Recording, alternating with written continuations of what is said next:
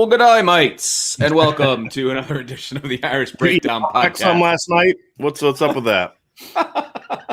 Well, as you can see from my surroundings, I am no longer at school, so it might get a little giddy over here on my end because summer break has officially started for me, which means it's all Irish Breakdown all the time, baby. So I am fired up. We have yet another position preview, or is it a preview, Brian? Because it's not really a preview. Overview maybe is a better way of saying. Okay. It.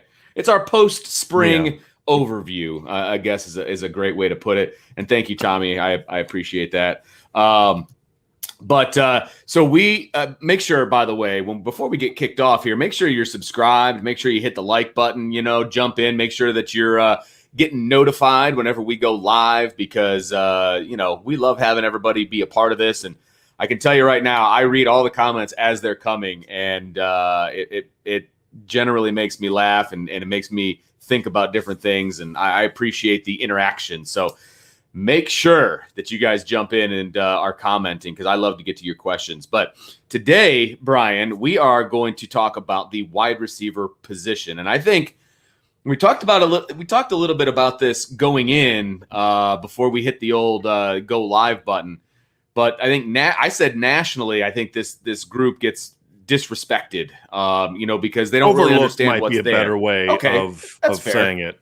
Yeah. And then you kind of reminded me that there's a lot of Notre Dame fans out there that probably feel the same way. And I think if people fall in that camp, I get it. I get where they're coming from, but I think they're going to be pleasantly surprised. Mm-hmm. Yeah, I just, look, it's that whole debate of, right now with receivers, we're arguing potential versus, proven production. 100%. Yes. Right. Yeah. And I think at some positions that really matters. I think offensive line, I'm a little nervous about the lack of experience because I think that's a position where experience is so important. Quarterback is a position where I generally think experience is very important. And I think there are other positions where that is true.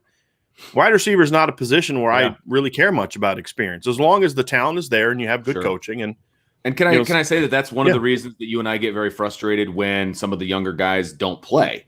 Yeah, because it is a position where it's much easier to play younger guys. I mean, 100%. Clemson's last national championship, their two best receivers were a true freshman and a true sophomore. Right. And their starting running back was a true sophomore and the starting quarterback was a true freshman. Now, they were elite players, but the point is there's a difference. Okay, I'm not asking you to be Justin Ross, but that doesn't mean you play 0 snaps and get 0 catches either. Right. Thank you. But anyway, that's a whole different thing. Yes. Let's look at the group 100%. for what it is now. And we've seen this throughout Notre Dame's tenure. I mean, even back before Brian Kelly, Golden Tate caught 6 passes as a true freshman. In year 2, he goes out as a sophomore and he catches, I think, off the top of my head, like 58 balls for like 1,080 yards and over 10 touchdowns that next year. Will Fuller, as a freshman, caught 6 passes for 160 yards. The next year he goes out, catches 76 passes for, I think it was like 1,094 yards, and I think 14 or 15 touchdowns. Equanimity St. Brown caught 1 whole pass as a freshman in 2015. Goes out the next year and has over 50 catches for 900 yards. And if Notre Dame would have qualified for a bowl game that year, he would have probably topped 1,000 yards that year as well. So this is not a position where you need to necessarily have proven production to feel confident in the group. And that's just, again, having coached receivers, I've seen it firsthand. I mean, look, I've coached receivers, I've coached running backs. I know what goes into getting young players ready to play. And it is a challenge because there are certain things you have to do game plan wise and play calling wise to make sure that, hey, when so-and-so's on the field, this is kind of what we got, right? Yeah, this is what you need to call. Yeah.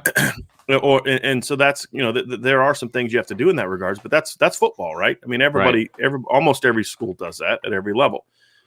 So when I look at this group, but we're not talking about that with this group, right? Though, Vince, what we're talking about with this group is we're talking about a lot of veteran players who either A, through injury, or B, through other reasons, have not played a ton of football. But we've also seen this group that a lot of these guys, when they have been given the opportunity, have produced.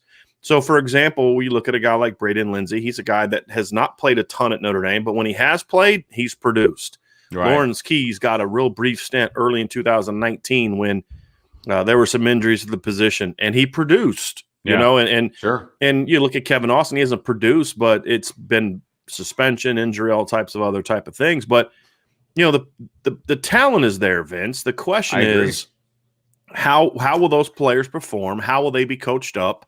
Sure. Will they use the entire That's a depth chart, or is it going to be more of just a veteran type of thing? So there are certainly, and I don't want to make it seem like, look, these receivers are going to dominate this year. That's not what I'm necessarily saying. What I am saying is the only thing that will keep them from playing well are either coaching issues or things that don't have anything to do with playing receiver, which is injuries, sure, things along those lines. I mean, look, if Kevin Austin and Braden Lenzy both get hurt again, this receiving core is going to look a whole lot different. And that is the one concern I have, Vince, is the margin for error is a little thin because of the fact that you don't have a receiver coach that's proven he can get young guys ready to play. Sure. Look, so I don't have a lot of confidence that Deion Colsey is going to get coached up in the way that he should get coached up as a freshman. The same with Lorenzo Styles. So that would be a thing where that would be my concern, is if we see multiple injuries. Now, one injury, that would be fine. We start seeing 2-3 injuries like we saw last year, that gets a little bit concerning because they can't just rely on veterans to step in, guys with a lot of experience or age to step in and make plays. Can we also, I don't know if acknowledge is the right word, but the receiving core is going to look different this year, not only from a personnel standpoint, but from a personnel standpoint. Notre Dame is used to having from a look standpoint is what you're trying to say. Thank you. That is exactly what I'm trying to say. Normally what Notre Dame had, I know, right there. Notre Dame has the two big receivers, right? Mm-hmm. And they've got, a smaller There's guy no more power forwards at wide receiver in this group. That's exactly right. And you've got Austin if he's healthy, Wilkins kind of, but those guys aren't Chase Claypool and Miles Boyd. It's a completely different body type. So I guess, and I don't want to say concern, but one thing that I'm going to be keeping an eye on is, we assume that the new philosophy of offense is to spread the ball around, get the ball in the receiver's hands, RPOs, things of that nature. It's not just going to be back shoulder throws and things like that. The offense is going to look a lot different from a receiving standpoint. And I think fans are going to be excited about it because it's going to be, it's a more exciting type of play to me. And it gets more guys involved, hopefully. And I'm seeing some guys over here talking about, how many are going to be in the rotation, 4 to 6, or does that include Michael Mayer?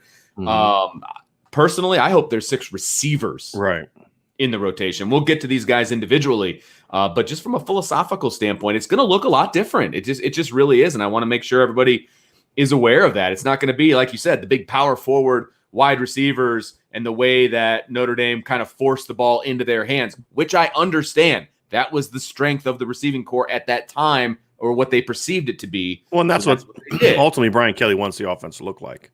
You're right. Let's be honest. I mean, otherwise, why are they recruiting the way that they're recruiting right now? Right. And it's just not going to look like that, though, this year. Right. It's just not. That's the frustrating thing for me is but at the same time, that may change if this group goes out and performs.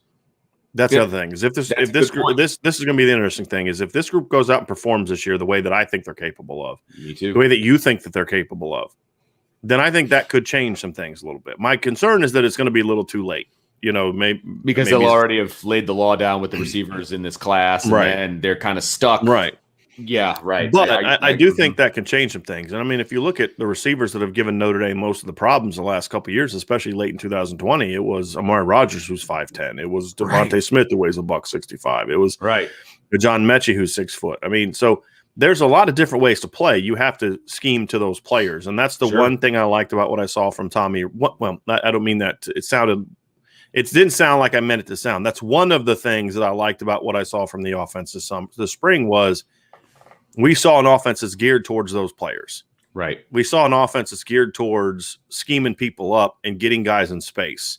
That's important. It is. And it's a good job by Coach Reese of making sure that, hey, look, this is the receiving core we have. Whether we like it or not, this is the receiving core we have. Because if you try to force feed around it. If you try to force feed what they were doing before with guys like Claypool and Boykin, et cetera, there's nobody on this roster that can really accomplish that. Well, other than Deion Colsey, but again, we get back to the whole freshman thing. Right. Because that's not Kevin Austin's game. Can Kevin Austin do some of those things? Sure, but he's got a different game. He's more Chase Claypool than he is Miles Boykin, but Joe Wilkins can't do that. They had Xavier Watts playing boundary during the spring. Right. He's 5'11", $190. Right. So they're obviously thinking outside the box a little bit, which is good. That's what we want. I hope. And I hope that it not only happens this year, but it continues to happen as we move forward. So, and I'm also curious to see how it complements the run game too. Sure. I think that's an important part of this too, is they need this to complement the run game, because they don't have the kind of run game that look, I really hope that these coaches are smart enough, and I think that Tommy Rees is, that to say, hey, look, we're not going to be able to go out there and just line up in 12, 13 personnel and pound teams like we did last year and win games, because you're not going to win games that way. Not any meaningful games. That is when we could see that 7-5, 8-4 that some of those strange things are doing. But so I do think we're going to see a different look, and I think it's going to be something geared towards protecting the run game. Yeah. I just need to see how much they're going to do it. Those are the things that I think at this point in time are still uncertainties. Are they just going to call a couple RPOs from time to time, or is it going to be built into the run game like it needs to be built into the run game? Those are the questions that I have. But the only other big question that I really have at this point, Vince, is just, can this group stay healthy? I think that to me is really the only big, huge question mark that I have. Yeah, I agree with you, because, and just to expound on that, we've got at least two guys with injury history in Braden Lenzy and Austin, and Lawrence Keys. He's had some injuries, some nicks in here. He hasn't had the major injuries that Lenzy has had and that Austin had last year. But those are three guys that Jay Brunelle's been banged up. Joe Wilkins has had some things here and there. He's missed games because of injuries. So that is the concern that I have is, this group could be really good, but it could get really thin in a hurry. Well, and especially since you don't have a situation where because everybody here's the comeback that people will make to our argument about not playing freshmen. Well, TJ Jones played and Kevin Stefferson played, and I'm like, well, who was the coach on that team? Because it wasn't who the coach is now. Right. I mean, that's like saying, well, the run defense is going to be bad because it was bad from 2014 to 2016. Well, it's a different coach. It's a different situation. Right. So that's the big question mark for me. But if this group can stay relatively healthy, I think it's got a chance to be really good, because there's a lot of depth there, in my opinion. The depth, I love the depth. And like you said, injuries can hurt the depth, especially if they're not willing to dip into that freshman class. Freshman and sophomore, because, I kind of count Xavier Watts into that conversation as well. That's fair. If they're not willing to dip into that group, then this receiving core isn't as deep as we think it is. You know what I mean? Like and that worries me, because if you're talking about the totality of the position group, I think it's very deep and very talented. Right. And diverse too. Yeah. And diverse. But if you're as a coaching staff, you're going to stick your head in the sand and pretend like those guys don't exist. Yeah. That's a huge problem. Right. And then one injury or two injuries can really affect things. Well, so but for the purpose of the remainder of this podcast, we're going to focus on assuming that they're going to do what we hope they're going to do. Yes. Because otherwise, let's be positive. Well, it's not about positive. It's just otherwise, all we're going to all we're going to talk about all summer is what are they going to do? Sure. Right? Well, we've already laid that out. Now it's time to say, okay, let's look at what what players they have. Let's talk about their skill sets. Let's talk about where guys fit in, and it's explain why we think this group can be so good. Because at the end of the day, if the staff does what we hope that they're going to do, and what we saw glimpses of them doing in the spring, that's the other thing. This isn't just blind faith that we haven't seen. It was blind faith 3 months ago. Right. It was blind faith in like middle of March. Right. Right. But now that we've seen it, and we saw it in practices, we saw it in practice clips, and then we saw it in the game. So we are seeing it. I've talked to sources that have said they're doing more of those things. But look, let's just give them the benefit of the doubt and say that they're going to make those changes. Right. Right. And let's dive into kind of exactly what they have coming back and why you and I are so excited about what this potential group could be. And again, let's also not forget that it's not them alone that are part of the pass game. And that's the other thing too, is what we're not going to talk about is like, who's the alpha? Because I don't think you necessarily need that. Right. And I think we've already established that the alpha will be talked about whenever we do the tight end podcast. That's fair. That's a really good point. And do they call the tight end the Y in this offense, by the way? Y, H, and F. Okay. So the Y is the number 1, the H is the 2, and then the F is sort of that third guy that they'll use as sort of a fullback role. I hadn't heard that. Okay. So we're gonna do a little bit of football 101. I've always used YH is what I've always used. The F part is the unique part because of they use it in a unique manner. Yeah, definitely. No question about that. But we will talk about the W, the X, and the Z, but we will also tell you kind of where they all line up as well. So we'll start with the W, which is also known as the boundary receiver. One thing I want to ask from a philosophical standpoint, Brian, you and I have kind of tossed around the idea of going with a little bit of tempo, things like that. And, we think that could be something that could be very beneficial to Notre Dame in some of these games, right? So if that's the case, do you see the receivers going from side to side, or do you think they'll stay on one side? I'd still do it because the tempo that I want Notre Dame to use is not that type of tempo. Okay. It's not Oregon. It's not Baylor. It's not whatever side you finish on, you stay there. It's because that's when you're like snapping the ball like 30 seconds. I want Notre Dame to be like 15 to 20 seconds every time. Where get lined up, get your call. And if you need to take an extra, instead of 30, you need to snap to 25 to get your receiver time to switch that's fine. Now, I also would like time left on the play clock, right? Correct. Okay. Correct. Just want to clarify. Right. So, to me, Vince, I like to see a more interchangeable receiving core. I've talked about that. I agree. But I also think that this is a unique skill set in that, I don't necessarily want Braden Lenzy lining up in the boundary. To me, he is a little bit more pigeonholed as a field guy. Okay. Without Jordan Johnson, you don't necessarily, and this isn't going to go where you think it's going to go. But without Jordan Johnson, you don't necessarily have the overall size outside that you can be as flexible with Kevin Austin as maybe you otherwise would have in that type of fast scenario. Right. Now, Xavier Watts potentially could be that kind of guy because even though he's not tall, he's a little thicker. He's got some running back build a little bit to him. Sure. But I don't know if they have like if you're going to play Avery Davis and Lawrence Keys at the same time, and we'll talk about that here in a little bit, do you really want to have a situation where one of those guys is in the boundary? I don't know if that's what you want to do a ton, unless you're going to be in a situation where you always have the tight end of the boundary and they're off the ball. I think it adds a little bit different to it. But the manner in which Notre Dame uses the W receiver, I don't think fits overly well with a lot of the guys on the roster. I agree. And so I'd be more willing to say, hey, look, take an extra 5 seconds to get yourself flipped over. The exceptions would be as if they're in a 12 personnel situation and they're both kind of off the ball, and that's a different deal. But yeah, I'm okay. I'd like to see them be more versatile, and I'd like to see more tempo, but I'm not looking for the kind of tempo that a lot of people think when they think tempo, which is you're snapping the ball at 30 seconds, which means 30 seconds left on the clock, or you just line up and just get the go. That's not who Notre Dame is. I don't think that's who Notre Dame needs to be. And again, that's when I say tempo, they're just like anything else. There are varying degrees of tempo. Sure. Oh, absolutely. Right? Yeah. There's Wisconsin, there's old school Oregon, and then there's a lot of things in the middle. Right? It's not just one of those two. Right? And that's the kind of thing that I feel like has frustrated me a little bit with Notre Dame in recent seasons, especially in 2020. In 2020 it's like there's only two tempos. Either we have to go fast or we have to go incredibly slow. And I didn't understand that. I felt even last year, but as I said, last year is a little different because once Lenzy and Austin were down, it changed things. It does, absolutely. It changes what you can do. I mean, it just does. So, all right, let's jump into this thing. Let's talk W position. The depth chart that we believe we will see on the field is made up of two guys, maybe three, but we'll talk about the third guy in a little bit. But now these are returners, right? Yes, so we're going to focus first on returners, correct. Then we'll get to the freshmen at the end. We'll talk about the new guys at the end. But Kevin Austin, we know what he can do, but I know you and I are both apprehensive about the foot injury.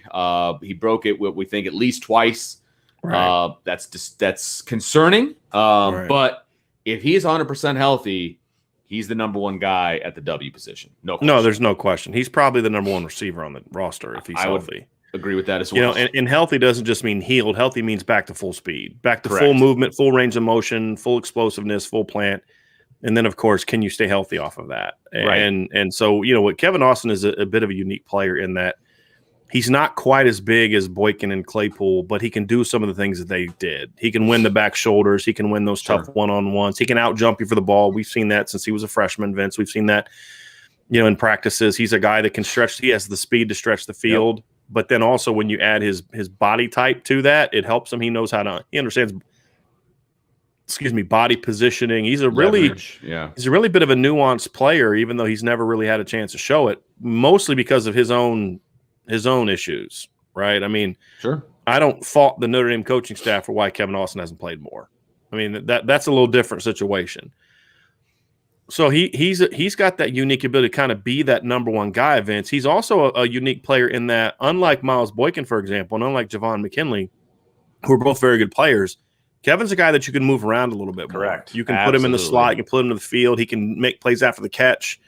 You know, he can affect quick game, he can do big boy stuff, and he can do athletic stuff. Which was the genesis of my question, to be honest with you. With a healthy Kevin Austin, I feel like that gives Tommy Rees options. Yeah. And I guess I will throw a concern in here and see what you think. A completely healthy Kevin Austin and everything that you just described that he can do. Do you feel like there's a chance that Notre Dame, the offensive play calling, however you want to frame it, do you think there's a chance they fall back into the Miles Boykin, et cetera, just doing back shoulders, 50-50 balls? But I'm okay if they do that in the boundary. Like honestly, I'm. But okay, I mean, it's like their main thing. Like that's what they're doing. Like I can live with that if it's more of a tempo based with RPOs and look, I can live with the fact that the boundary position is a guy that's going to run a lot of back shoulders. He's going to run a lot of out cuts. He's going to run a lot of verticals and stuff like that. I can live with that. I'm fine with that. I think you can complement that in a lot of different ways. Okay. Right. Okay. And so. To me, the issue is the overall usage of the offense, not necessarily the boundary guy. You know, because, look, we'd see Miles Boykin run some crossers. We saw Chase Claypool run some crossers. Hey, Patrick, thank you so much for that super chat, man. I really, really appreciate that support, man. And we appreciate the words, too, man. Yeah. It means a lot, too. Yeah. Yeah. I mean, I can't say I agree with you because that would come off as super arrogant, and I already struggle with that enough. So I'm just going to say thanks. Yes, thank you. But I will say we strive to be that. We always strive to be that. And I think our whole operation is going to look a whole lot different by the end of the summer than it does right now. And we won't say anything more than that, but I'm excited to see those things. So anyway, so what we were talking about, Vince, is, you know, to me, the boundary position can be a big boy position. Sure. The issue that I have is you kind of turned your whole offense into a big boy position. Right. And that was more of my issue. Yes. Okay. And so I'm cool banging the back. I really like that as part of like having that in the I like having it in the playbook, like as an option for sure. Yeah. And basically, like, look, I'm gonna tell my quarterback, anytime you get a one-on-one against probably 10 of the teams they're gonna play, if Kevin Austin is healthy, I'm gonna tell Jack Cohn, look, if we have an RPO called and Kevin Austin is one-on-one and there's no alley player and there's no safety help, if it's a true one-on-one, and I guess window player would be a better way of explaining it, Vince. And a window basically is from the tackle to the receiver. Is there a defensive defender, like an overhang linebacker, a drop end, a safety coming down? Is there anybody in that window? If it's a true one-on-one in the boundary to Kevin Austin, take that. Yep. I'll never fault you for taking that. And we're going to throw some incompletions, but I want you to be aggressive with that. Well, you're going to be aggressive by throwing hitches, throwing out cuts, throwing slants, throwing back shoulders, throwing goal routes. I'm cool with that because the more I can force you as a defense to protect the boundary, the better it's going to be for my offense. Because here's why that matters. Okay, so let's get a little inside baseball here, right? Defensive coaches use the boundary as a 12th defender. Absolutely. Right? That's how it is. So in the NFL, that's not an issue because the hash marks are so narrow. There's really not a true boundary. Field, yeah. Right. But in high school and even still in college, you use the boundary as an extra defender, meaning you're going to kind of protect inside because there's not a ton of room from where the end of the line of scrimmage is to the sideline.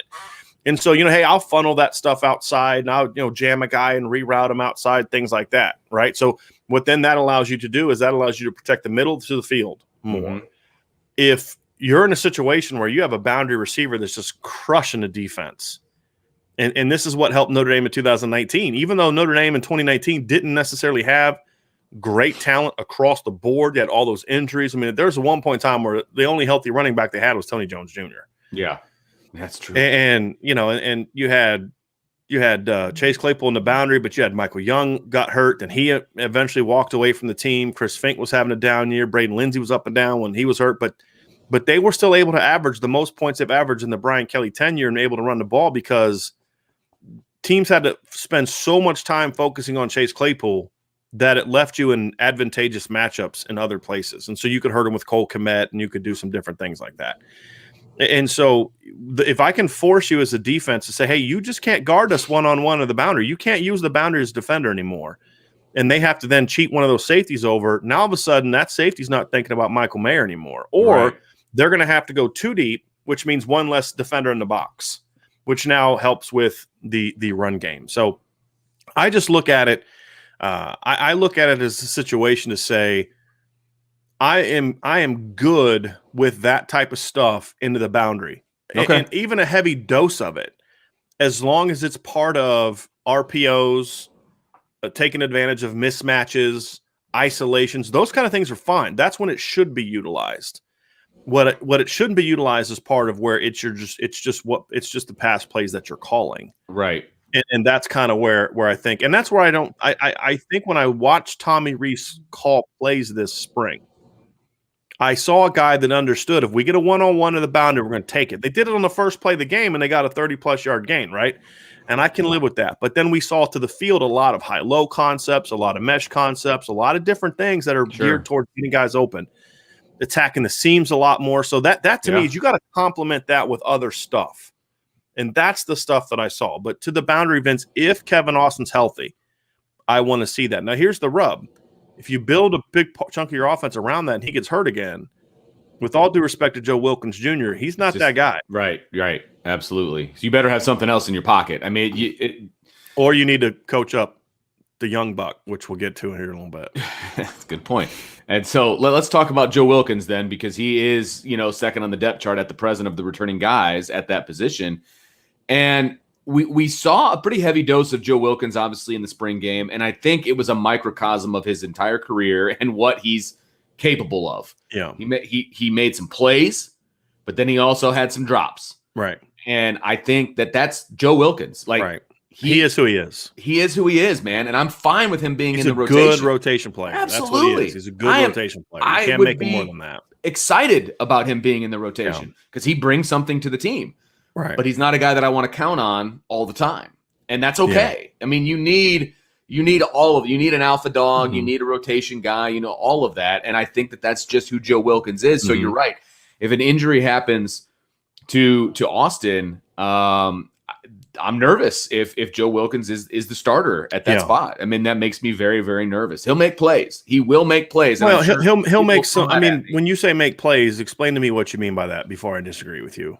Well, he'll make plays in that. I've never seen him actually, like, when I think of making plays, can't tell you a time I've ever seen Joe Wilkins make a play. He'll make a play when he is the second or third option. He'll catch the ball within the system. He's not going to be. Yeah, I gotcha. Yeah, so he's kind of Ben Skoranek. Yeah, sure. Yeah, absolutely. A shorter version of Ben Skoranek. Yeah, okay. I see now that I agree with. I just wanted to make sure before I disagreed with you that I understood your terms. Yeah, he's going to execute the offense. I mean, we saw it at the end of what was the game. Was it last year? Duke. What was that game? The first half against Duke. Was it Duke? Okay. Caught a couple nice sideline balls, right? And did some nice things. And Joe's a solid player. And when I say I haven't seen Joe make a play, that's not an insult on Joe. What I'm saying is, like, we don't see him making the plays that we saw, like Chase Claypool making that ridiculous one foot in against Michigan State in 2017, right? Or, Miles Boykin just outplaying two dudes for the ball against LSU, right? That he hasn't done that. He's not a guy that's going to make two people miss after a catch but that's okay. That's why I say he's a good rotation player, because he's a high character kid. From everything I've ever been told, he's an awesome kid. Yeah, absolutely. He's a hard worker. From everything I've been told, he's a guy that's been a little bit banged up here and there, but he's a guy that is a willing blocker and he can do some things. So I mean, and look, Kevin Austin's got to be on a little bit of a pitch count this year, in my opinion, especially early. And so does Braden Lenzy. I mean, we'll get to him, but absolutely, you need to play because I don't want him playing 70 snaps on that foot the first month of September. Right. I don't want him doing it in practice. I don't want him doing it in the first few games. He needs to be on a pitch count. So which means there's going to be an opportunity for Joe to get in there and make some, be a contributor, and they're going to need him to do it. And I think he's going to provide some leadership. He's one of the older guys in that group now. Sure. Joe is, and he's a little bit more vocal than Avery Davis is, it would seem. So there's a role for Joe Wilkins. I think the other thing about Joe, too, is Joe is not a natural boundary player. Joe's more of an X. Yeah. So I think there's also an opportunity, Vince, to the point we talked about. If you want to go a little bit bigger and you're not playing the rookie, you could do that with Joe and Kevin Austin. Sure. Because I do think Joe brings some X potential there too. So, Joe can take some snaps at both sides of the ball. Now, I don't know. We'll have to see what the other X situation gets into, but right. The ideal situation is if things work out the way that Notre Dame needs them to work out for Notre Dame to compete for a title, which hint, we're going to talk about that next week on a podcast. That I think Notre Dame is actually a title contender in 2021. That is going to be the premise of the show. So be ready for it. But I think there's a role for Joe Wilkins, but it needs to be a complementary role. Yes, if they're trying to turn, and this is the problem, they try to turn Ben Skoranek into Chase Claypool 2018. It's not who he is, and that's not who he was. And right. And he made some plays here and there, but those were A, he was uncovered, or B, it was against bad secondaries. There's a reason he didn't make a ton of plays against Clemson. There's a reason he didn't make a ton of plays against Alabama. Because he's a good, solid football player, but that's all he is. And so to me, you tried to square peg round hole Ben Skoranek. And in doing so, you didn't get the best out of Ben Skoranek. I always felt that Ben Skoranek was moved around, played some W, played some Z, played some X, did some motioning. He's a good football player because he knows how to get open. He knows how to run good routes and things like that. And so they didn't maximize what makes Ben Skoranek a good football player, in my opinion. That's more the issue than it was Ben Skoranek's not a good football player. I agree. And so again, it's with some of the injuries, I get it. You had to somewhat pigeonhole, but that's where you gotta be willing to alter your scheme. And I think that's what we've seen Tommy Rees do, which is I think this change in scheme is going to benefit a guy like Joe Wilkins more because it's not so much about him having to win the back shoulders, the one-on-ones. Joe can be effective running crossers and drags because he's a pretty quality athlete, and when we saw him doing things in practice where he was making plays, it was on crossers, it was on drags, it was on quick stuff, and that's where I think he could be effective. So I actually think Joe could be a lot more productive in this offense than he was in last year's offense, which just did not fit his skill set. So that's the other thing is Joe becomes a much more valuable part of your rotation because you're in a system that's going to better play to his potential. Now, the one thing he has to do is he has to flat out catch the ball more effectively. You look, Braden Lenzy does not have the hands that people make it out to be. He's got better hands than that, but he'll drop some balls. But when you can take it 70 every snap, I can accept that. I can live with that, right? I would not have accepted Miles Boykin dropping balls like Will Fuller dropped balls, right? Because it's just a different player. Right. Joe's got to clean that up. And that's my concern with him is he has to clean that stuff up because he cannot afford to be a guy that makes those kind of mistakes, in my opinion. Yeah, I agree. And you and I have the same thoughts on Joe Wilkins. He can be a key piece to what they're doing. But if he's the piece, then that's where I think this receiving core is going to have some issues. And at that point, they're going to have to look at some other ideas. I mean, they're just going to have to. Right. But, hopefully it doesn't get to that point. So let's talk about the X position. You kind of touched on a little bit, talking about Braden Lenzy. He is the clear starter there. But again, I agree with you. He needs to be on a pitch count because hamstrings are just silly. I mean, I don't know how else to describe it. I mean, it's amazing how little you have to do to tweak a hamstring again. Mm-hmm. And he's just going to have to be careful. And at speed guys like that, hamstrings are usually what does him in. And if you want him to be at his best, he can't be out there for 70 snaps again. Right. And that starts day one of practice. 100%. Yes. Look, it's not so much the 60 reps in a game. That's the problem. It's the wear and tear that leads up to those 60 reps in a game. Correct. Because in order for a guy to play 50, 60 reps in a game, means he's getting a lot of reps in practice. Yeah, no doubt. And so to me, Braden needs to be the word I want to say is complimentary, but I don't mean it that way because I think Braden can be an impact player. But absolutely, Braden's not a guy that's should play 60 snaps a game. He's not a guy that's going to get targeted 12 times a game. Right. But I'll say this. Braden Lenzy brings a skill set that nobody else on the roster has. And not many people in the country have, right. To be honest. And that is truly game-changing speed. Right. I mean, we saw it in 2019. He is a kid that can score from anywhere. Correct. And he can score different ways. And this is the thing, is a lot of people just view him as a speed guy, meaning he can stretch the field. We saw him do it against New Mexico. Saw him do it against Navy. We saw him. Him on the jet sweep against Boston College. That's a completely different way of doing it. We saw him catch a bubble screen or a look screen against New Mexico and take it to the house. Made some people miss. We've seen him make big plays on drag routes where he's working more horizontally than vertically. So we've seen Braden Lenzy make plays in a lot of different ways. Reverse against USC. We've seen him make plays a lot of different ways, and there is absolutely a role for that in the Notre Dame offense. And if they use him correctly, and I think Tommy Rees will, if they use him correctly and he can stay healthy, he changes how you defend Notre Dame when he's on the field. Yep. No question. You cannot 100%, because if you're just keen on Kyron and Mayer and maybe Austin, and you're going to try to one-on-one Braden Lenzy, you better have Patrick Surtain or J.C. Horn out there. Right. Because if you don't, you're going to be in trouble. Got to throw this up, Brian. Holy moly, Ronald. Thank you so much. That is awesome.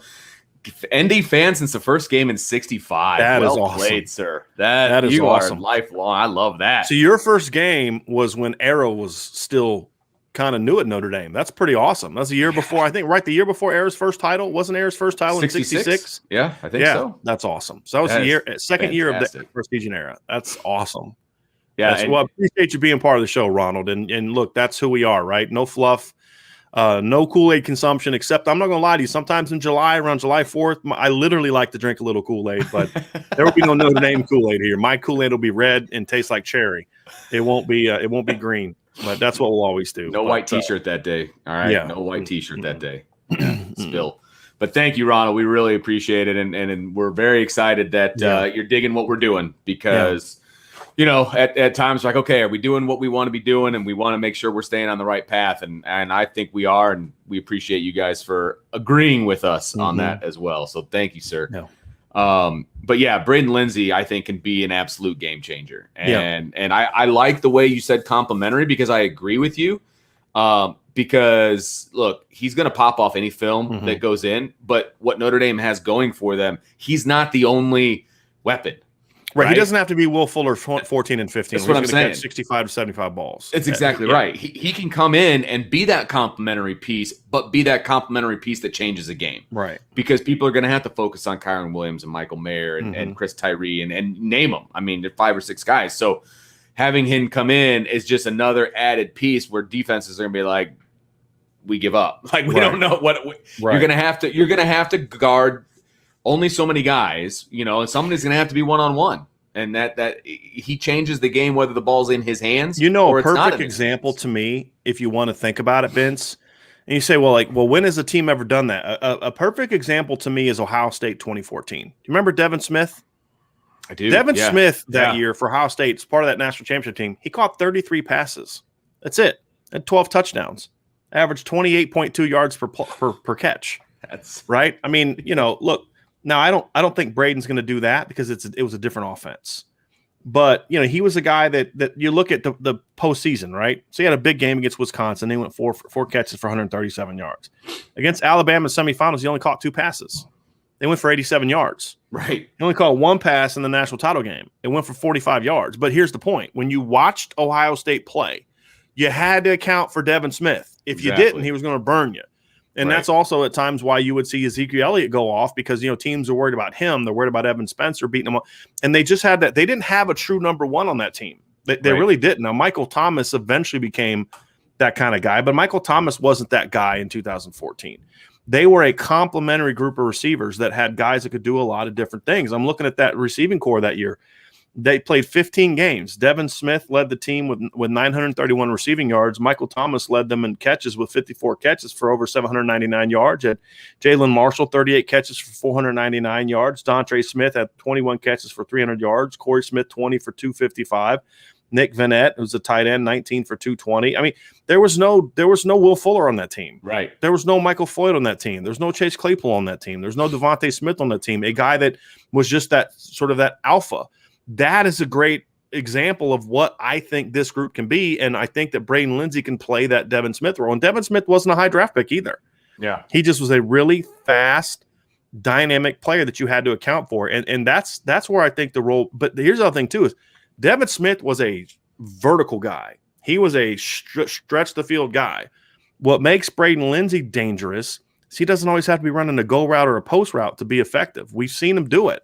Right. And that's where I think he needs to be a really nice weapon. I think you can use him to protect the run game on things, so like you use him on a reverse or smoke a reverse, right? Where you're not even necessarily running him on reverse. But if you see Braden Lenzy on a reverse, you're going to be thinking about a backside, and you're not, even if it's just a split second, that split second is the difference between Kyron Williams running you over, running past you, for a bigger gain. So that's where Braden Lenzy is a very, very important part of this offense, assuming he can stay healthy. Because look, I think we saw last year and we saw in 2019, this staff has no problem playing Braden Lenzy. None. And so Braden did not play last year because Tommy Reese didn't want to use his speed. Braden didn't play last year because once he got hurt, the speed wasn't there. Right. I mean, you watch him playing games and you're just like, he doesn't have the juice. Same guy. Yeah, it's not there. And if he doesn't have that, he's a completely different player. Right. And not as effective as you need him to be. Right. I mean, it's just right.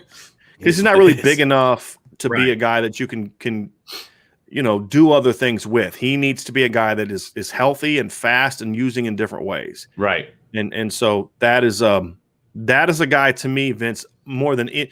Honestly, this is going to sound crazy. If you told me I had to choose between Kevin Austin and Braden Lenzy and one of them's going to stay healthy all year, which one would I pick? I'd pick Braden Lenzy. Yeah, I get that. Absolutely. Yeah, hold on real quick. This is from Jack. To my IB family, can you all say a prayer for my niece? She's on her way to the ICU. She's very, very sick. Jack, you got it. 100%. Jack has reached out to me privately before. A real good guy. So we'll certainly do that. We got a powerful group here, and we send prayers your way. No question about it. How do you transition to football? So let's talk about Jay Brunelle. Completely different player than Braden Lenzy. Yeah. And a guy who's battled injuries. We talked about it a little bit. He's another one that's had a hard time staying healthy. Yeah. He's the other guy that I view as a pure X on this team. And look, Jay Brunelle's a good football player. The problem that Jay has had is he just hasn't been able to stay healthy. Yeah. And he's lost some weight and done some different things. So it's one of those things where you look at him and you say he can help this football team if he can get the full strength. The question is will he get the full strength? And is he too far behind from the time he's missed to get there? That's another question. But look, I think if Jay Brunelle can stay healthy and have a good summer and a good fall camp, I think he can provide depth. I do. I think, and he's very similar to Joe Wilkins to me, but I think Jay has got better hands. Okay. And if you were to say, like, what kind of player can Jay Brunelle be? He's Joe Wilkins with better hands, in my opinion. That's what I would say he is. So I think there's certainly a role for him, but he's going to have to first and foremost prove that he can stay healthy. Yeah. But if he can stay healthy, I think if he stays healthy and stays focused and stays motivated, I think there's a role for Jay Brunelle in this offense. Now, maybe it's not this year. Maybe he's sort of in that Nana Osafa-Mensah phase. Sure. Where maybe maybe he does a really good job and they really like him, but he's just not quite ready to play a bunch this year. But it's like, hey, Jay, stick with it, man, because Kevin's going to be gone this year and we may lose Braden. Avery's going to be gone. You keep doing what you're doing. We're going to get out the spring. You're going to have that opportunity. Right. But it allows him more time to get healthy too. Yeah. I mean, potentially and get stronger. Yeah. And, the whole thing. And I think that's important. But if he doesn't have a productive year, he's going to get passed up quickly. I agree because with there that is as well. a very good young depth on this. It's kind of crazy thing about Jay Brunelle's going to be he's going to be a sophomore this year. He's kind of in the middle of the age thing now because of just some of the weird recruiting. There is no one on the roster from 2019 left. It's a weird situation, but and it seems like Jay's been here a little bit longer because he was an early enrollee. But this is I hate to say it about a sophomore, but this is a big offseason. He's a rising sophomore, right? Yeah, I mean, he was just a freshman, right? Yeah, right, exactly. But there's Lorenzo Styles and there's Deion Colsey and there's Jaden Thomas and of course Xavier Watts in his position, who we'll get to here in a little bit. But Jay Brunelle's a guy to me that can help this football team, but he really needs to have a good spring and a good fall to make sure that he doesn't get buried and that he can take that talent and put it onto the field. Right. The Z position, or also known as the slot position, Brian, I think is crazy exciting for this year. Yeah, you and I are both high on Avery Davis and what he brings to the table, both from a leadership Most standpoint. overlooked player on the entire roster, in my opinion, by Notre Dame fans. Notre Dame fans, completely agree. And I have gone into an office of somebody that I work with, and he had, just lambastes Avery Davis about how he's not a real receiver and blah, blah, blah. And then he goes out and, does what he did against Clemson. Was this before Clemson? Yes, it was before Clemson. And we haven't had that conversation since, but it was a very common conversation there for a little while. And, again, people have to remember what Avery Davis's journey has been like at Notre Dame, and the fact that he is doing what he's doing and will be a starter most likely on this team. I mean, and frankly, he was a starter last year. I mean, this is his fourth position at Notre Dame. He's got a great shot of being a captain this year. And obviously that speaks also to what he does off the field, but he's a kid that just excels at whatever he does. And he's a kid that could have left a long time ago from Notre Dame. And he stuck it out because, of the football, of the education, all of it. I mean, he's just a great kid. And so I am super excited to see what this year holds for him, because I think he has finally found his home on this Notre Dame team, and he's excelling at it, and he will continue to excel at it. And he's going to be a household name before this thing is done, because he's going to be making plays, because people are not going to focus on him at the start of the season. They're just not, for whatever reason. And it's going to be hard to focus on him ever. That's a good point on this team. I mean, he's always going to be a bit overlooked by opponents. Yes. Like Avery Davis seems like is like a great kid. Everything I've ever heard about Avery Davis, like I've heard coaches that I've talked to some coaches that rave about him, former teammates. I mean, I've literally never met a person that had a bad thing to say about Avery Davis that knows him. And he's got a great story. None of that has anything to do with him as a football player. And the reason I'm excited about Avery Davis as a football player is because of what Avery Davis brings to the table as a football player. I mean, this is a kid that came to Notre Dame as a quarterback, but a quarterback that was over 1,000-yard rusher at a really good level of football in Texas at Cedar Hill. And he's a very athletic player. Look, he's still learning the receiver position. He went from quarterback as a freshman. He moved to cornerback. Yes. Defense. Then he was a running back, then receiver, then back to running back, now finally back out of receiver. And last year, we finally started to see him look comfortable playing in one position. Right. And the thing that impressed me is he's a pretty effective route runner. I mean, you go look at that play he ran against Clemson for that big play. It's a great route. Great. I mean, he did it again against Clemson in the ACC title game, but nobody saw it because Ian Book didn't throw him the ball. Right. And so he got pressured a little bit on that play too. I didn't mean that to sound like an Ian Book shot. He still could have thrown him the ball, but right. I didn't mean it like it wasn't as clean of a pocket as it was in the first game, or like the Miles Boykin throw he should have made against Clemson the first time. But the point is, he screwed the guy in the ground again and got open. Right. Now it wasn't by as much that time, but the one against Clemson was an impressive play. But then the play that was even bigger, because look, that long play didn't tie the game up. Right. It was the touchdown he scored a couple plays later where he was working, to his left, right? Ad lib, man. And stops and goes backwards and finds an open hole and he makes the play. I mean, that kind of instinct for the game. He improved as a route runner. He's an athletic player. He's a better athlete than people think. He's a guy that's got some quickness. He can do things after the catch. I think he's got good hands. I really do. I think and I'm going to say it now. I'm pounding on the table. If Tommy Rees does not use him in the backfield as a quarterback in some sort of look this year, I'm boycotting. I'm going to be in front of his offense with like a megaphone, Avery Davis like fat heads behind me, and I'm going to be like, "Look, get him the ball." I'm not really going to do any of that stuff, but the point is that like there's so many fun things you can do with this kid because he can legitimately throw the football. Like he's not like a kid who was a high school quarterback. Like Anquan Bolden was a high school quarterback that just ran option all the time. Right. He was a legitimate Division I recruited quarterback. Notre Dame recruited him to play quarterback. 100%. Yes. Now, I think that was a mistake. I think they should have recruited him to as an athlete with the intention of playing another position and recruited another quarterback, but that's a different conversation for a different day. The fact of the matter is Avery Davis can play. He's an athletic kid. He can do things with the ball in his hand. He's improved as a route runner. He's not a stretch the field kind of speed guy. But he's a guy that can get open and can outrun you to a degree. He's not Braden Lenzy's fast, but he's he's fast enough. But he's quick. He's quick fast. You know what I mean? Like, yes, absolutely. And that comes from his quick fast comes from precise route running. Mm-hmm. Like you said, he screwed the guy into the ground because he had that nice little jab step to the outside and then came back inside. That makes you quick. You don't have to have, A to B speed to be quick. And he's probably a high 4.4 though. From what I've been told, the last time I was told about his 40 time, it was like a 4.47, 4.48. That's moving pretty good. Absolutely. Right? I mean, absolutely. So to me, Avery Davis is a guy that can help Notre Dame a lot. And I'd like to see him. I'd like to see him be a focal point of the offense, not from a standpoint of necessarily volume, like he's going to have 80 touches this year, but more of just using him in different ways to where you're never quite sure. Yes, John, if they throw him in a quarterback, I will. Yes, I will yell in the press box. There's no question. I'm going to get my first. I've been covering Notre Dame since 2010.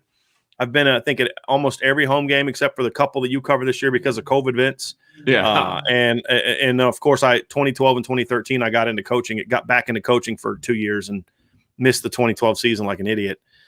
Never been in trouble for cheering or anything in the press box, but I will probably yell then. Yes, that or I'm going to punch Vince as hard as I can because it's the only way I can contain my emotion. But no, but the point is, like, we make a joke about it, but practically speaking, there's when you have a guy like it. Look, here's what it comes down to, right, guys? Bring it. And gals, because DB's in the podcast today. It boils down to this. The more you have to make a defense prepare for a broader array of things, the harder it is going to be for you as a football team to feel like you confidently know what they're going to do and that you're prepared for it. And honestly, Notre Dame in a lot of years has been a pretty easy team to prepare for. I'm just being honest with you. I'm not just telling you my opinion. I'm telling you what other coaches in the business tell me. Yep. The problem is, and this is what they told me, is their dudes are usually better than our dudes. Like, they knew what they were going to do with Chase Claypool and Cole Kmet. They just couldn't stop them. That's what I've been told. Look, we knew what they were going to do with Chase Claypool. We just couldn't stop him. He just was too good. And then all of a sudden you're trying to stop Chase Claypool and Cole Kmet, and all of a sudden they run a reverse to Braden Lenzy. And you're like, well, what am I supposed to do with that? Right. They want to run a wheel route with Tony Jones out of the backfield. Those are some things they did. Well, we didn't see that creativity last year. And I don't even really fault Tommy Rees for that. I think that was a Brian Kelly thing, But the point is, when you have a guy like Avery Davis who can play in the slot, who can move around, who can do jet sweeps, who can line up a quarterback and legitimately – because if he could just line up a quarterback and just run it, and that's all the thing you had to be worried about, that's not really giving him a whole lot to think about. But if you line him up a quarterback and you've got Chris Tyree to one side and Kyron Williams to the other side, and you're running read zone and stuff, but you can then also throw RPOs and throw a play action because he can legitimately throw the ball, you can steal points that way. And that's the fun to think about. But even then, like, let's just say you rip it out against Toledo or Purdue and you have success in that game. Look, Wisconsin and North Carolina and USC have to think about that now. They have to be prepared for that now. Exactly. They can't just say, we're not going to do that against us. Because then you do one heck of a red zone offense, in my opinion. Just no throwing question. it out there. No question. No question. That would be a lot of fun to watch. But that's the thing that Avery brings to the table. Sure. That nobody else on the roster can really bring to the table that you can have some fun with. And I'm a big believer in doing stuff like that. I think that kind of stuff is good for a football team. Me too. And there's other coaches that believe that stuff. Like, give them something fun to do. Like, just give them, like, hey, we're running a reverse this week, or we're running a reverse with a throwback from Avery. Not because we feel we have to do this to win a game. It's because it can work, right? For sure. B, guys get invested. Look, kids love that stuff, right? And I'm not saying you should do it just because the kids love it, but the more kids are invested in what you're doing, and the more they believe that you're going to do whatever you got to do to get them opportunities to make plays, then when you do call the other stuff, they're going to be completely bought in. Right. I'll give an example. When I was an OC, we put in a jumbo package, right? And we took our two guards who were both like regional semi-state qualifier wrestlers, and we put them in the backfield as like lead blockers, and we put our running back behind him. And we just let those guys get a full head of steam and lead block for our running back. Dude, they love that, snot bubbling linebackers and things like that. Did we run it a whole lot in a game? Not really. We had a heck of a fun time running it in practice. Right. That's like like Notre Dame in 2011 should have had a situation where they had like Manti Te'o and Ethan Johnson and guys like that on off. Right. Oh, wait, never mind. They did that and they got returned for a 95-yard fumble. Yeah, well, that's different. You know what I'm saying? No, I'm just messing. The point is that not only, I mean, yeah, that stuff is fun and kids invest in it, but look, that stuff, practically speaking, with Avery Davis is a unique weapon. Yeah, absolutely. It is a unique weapon that you Yep. can utilize, in my opinion. No question. So if we go one step down from Avery Davis, you've got Lawrence Keys III, which is not a whole lot step down, really. I don't even think it's a step down. I mean, it's just a different dude. Like different. Yeah, and Lawrence Keys has proven that he can be an asset to this offense. Also in the return game, for that matter, and he hasn't proven that yet. But yeah, I mean, but offensively, I mean, look, go back and watch the first 3 games of the 2019 season when Braden Lenzy was hurt and Michael Young was hurt. Right. And Lawrence Keys made plays. He made a huge catch for a converted third down against Louisville. Yep. And then, of course, caught that one-on-one on the outside, that 28-yard, I think it was like 28-yard fade route where he just outplayed a guy for the ball. Lawrence Keys is a unique player. Yep. Because he's a very dynamic athlete. He's not a dynamic athlete like he's a 4.35, but he's a 4.4 guy. And he's very quick. And he has better instincts as a route runner than most of the receivers on the roster, if not all. He is a very unique route runner. The thing about Lawrence Keys is he is a Z from a depth chart standpoint, but he can play 2 spots. Absolutely. I mean, I want to see him and Avery Davis on the field together at times. Yes, no question. And that's the thing is, like, you know, if you're talking about not playing Braden Lenzy a whole lot, it doesn't just have to be the number 2 X that's taking those minutes. It could be a tight end, and you just put Kevin Austin and Avery Davis on the field together, or you can put Lawrence Keys and Avery Davis on the field out there together. Sure. I want to see Lawrence Keys become a weapon. And look, I'm going to be honest with you. I think he's going to be, because the coaching staff has seen what he can do. I mean, we watched the spring clips, and it seemed like if there was a clip by the end of camp, if there was a clip that didn't have a big play from Lawrence Keys, I was surprised. Like, oh, there wasn't a clip from Lawrence Keys in there today, because he just made big plays every single practice. Yep. And then he gets out to the blue gold game, and he's making plays again. He's making plays. And here's the thing I like about it, Vince. It was plays in different ways. He was making plays down the field vertically. He was making plays on contested catches. He was making plays. He caught a little quick route from Tyler Buckner late in the game and then turned on the Jets and turned it into a 20-plus yard gain. Avery Davis is an outstanding football player that, number 1, has to stay healthy, but number 2, you have to believe in him. Yeah. And the problem is he's such a different player than the power forwards you've put out there in the past that it's almost like you had to change your offense when he was in the game. Mm-hmm. And I think that hurt him because they didn't have more of a more balanced pass attack. Well, now that they've altered the offense the way that they have, it's right up Lawrence Keys' wheelhouse. Yes, I agree. And that's why he was so good, because it's now more about route running and spacing and matchups and isolations and, you know, concepts that are getting guys free and those types of things. And that's right up Lawrence Keys' wheelhouse. He, to me, is a guy that if you were to tell me Lawrence Keys is going to lead this team in receptions this season, a receiver, I'd say, yeah, okay, I could see that. I could see that. I literally could see that. Not even necessarily be a starter, but I think his positional flexibility is so important. Because he's going to end up playing just as many snaps as anybody else if they do it right. Because some are at Z, some are at X, you know, and that kind of thing. Yeah, and I think positional flexibility is key for this entire group. But I think if we're picking one guy for where that's probably most important, I think it's him. You know, I think that you know, he could realistically play all 3 of those positions, you know, depending on what you're trying to do, you know, what you're trying to maximize, right? I mean, can you imagine the if you had, you know, Lenzy, Keys, and Davis all on the field at the same time? Yeah, I mean, that could be a lot of fun too. And we saw a little bit of that kind of thing in 2015 with Will Fuller. I mean, you know, Chris Brown wasn't your prototypical W, but so they'd use him on crossing routes and stuff like that. I mean, he had one of the biggest plays of the game against Clemson, and of course the fumble hurt. But, like, you know, Chris catching that crossing route and using his speed to turn it up and make a play was one of the things that got that offense going in that game, along with the wheel route to CJ Prosise for a touchdown. I mean, you know, so you know, I think you can utilize those things properly. You can do some things with that trio on the field together. Yes. Yes. Now you're not going to be banging back shoulders, right? You're not going to be, you know, those kind of things. But, like, there are some matchups, and then you got to make teams get, you know, hey, how do you want to defend this? And here's the other part of it. You do that out of 11 personnel. What's to say you can't put Michael Mayer backside in that type of look at times? Yep. And now you can throw to bang the back shoulders. Okay, so what do you guys want to do? Do you want to handle our 3 speed guys over here? Do you want to deal with our running backs? Do you want to deal with Michael Mayer out there? And then there's looks where you can empty the backfield out, and you got your 3 receivers to the right, and you got Kyron and Michael Mayer to your left. Right. So that's what I'm saying. There's weapons Options. here. There's Options, weapons baby. here. Yeah, absolutely. And to your point that you've said this before in the past, Vince, the only thing keeping Notre Dame from using all of those weapons correctly and effectively is their own imagination.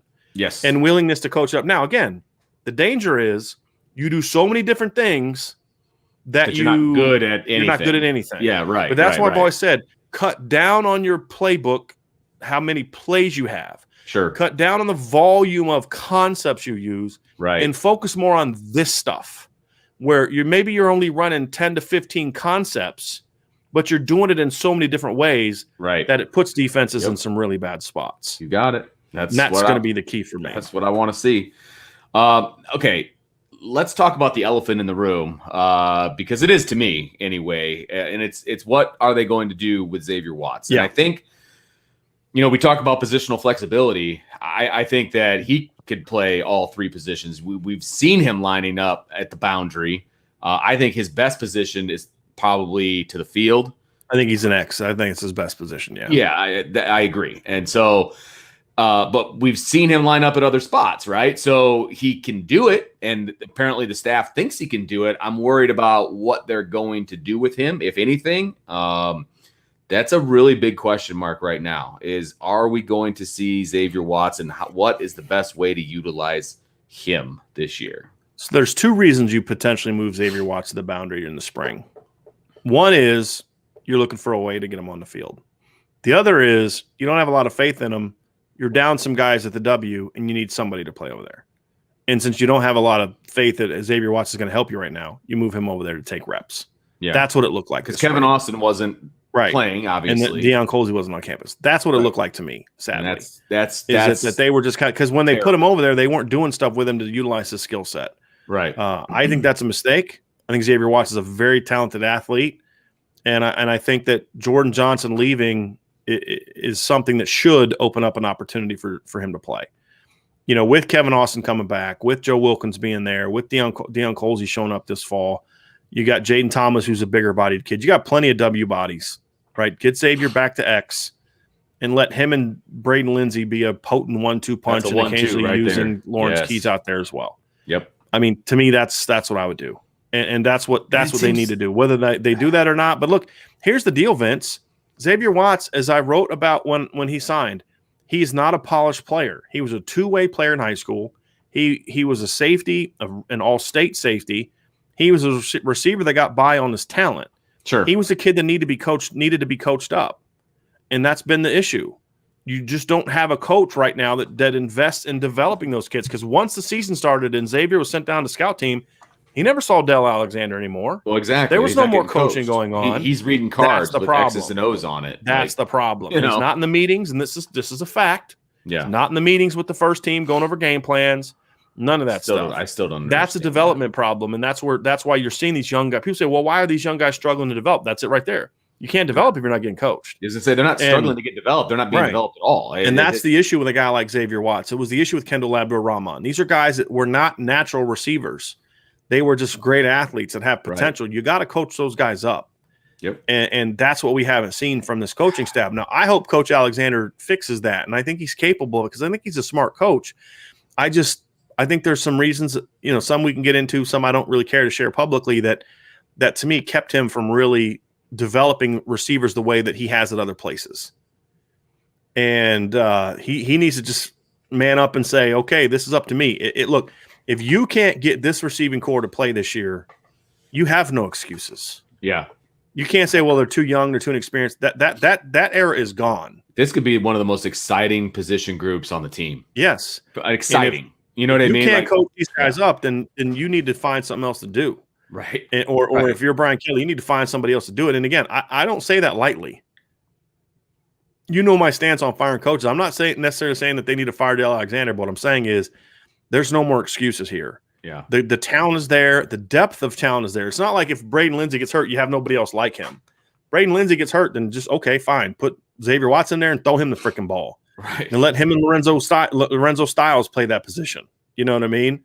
Put some Lawrence Keys out there. There's no excuse for Notre Dame not to have a very good receiving core this year. None. Agreed. Especially since the receiving core doesn't have to carry the offense. It doesn't. They just have to You've be a got Howard complementary Williams piece. for that. Yeah, You've got Michael right. Mayer for that. Right. You've got a veteran quarterback that knows how to get the look. Jack Cohn's one of those guys. If you watch his film in Wisconsin, he's not a locking in on certain guy type of quarterback. Yeah. He's a read the defense, and I don't care who it is. I'm gonna throw the ball to the open guy. Yeah, and I say complementary in that they don't have to, work hard to get open. Nobody has to be Will Fuller. Right. Nobody has to be Chase Claypool. Nobody has to be Michael Floyd.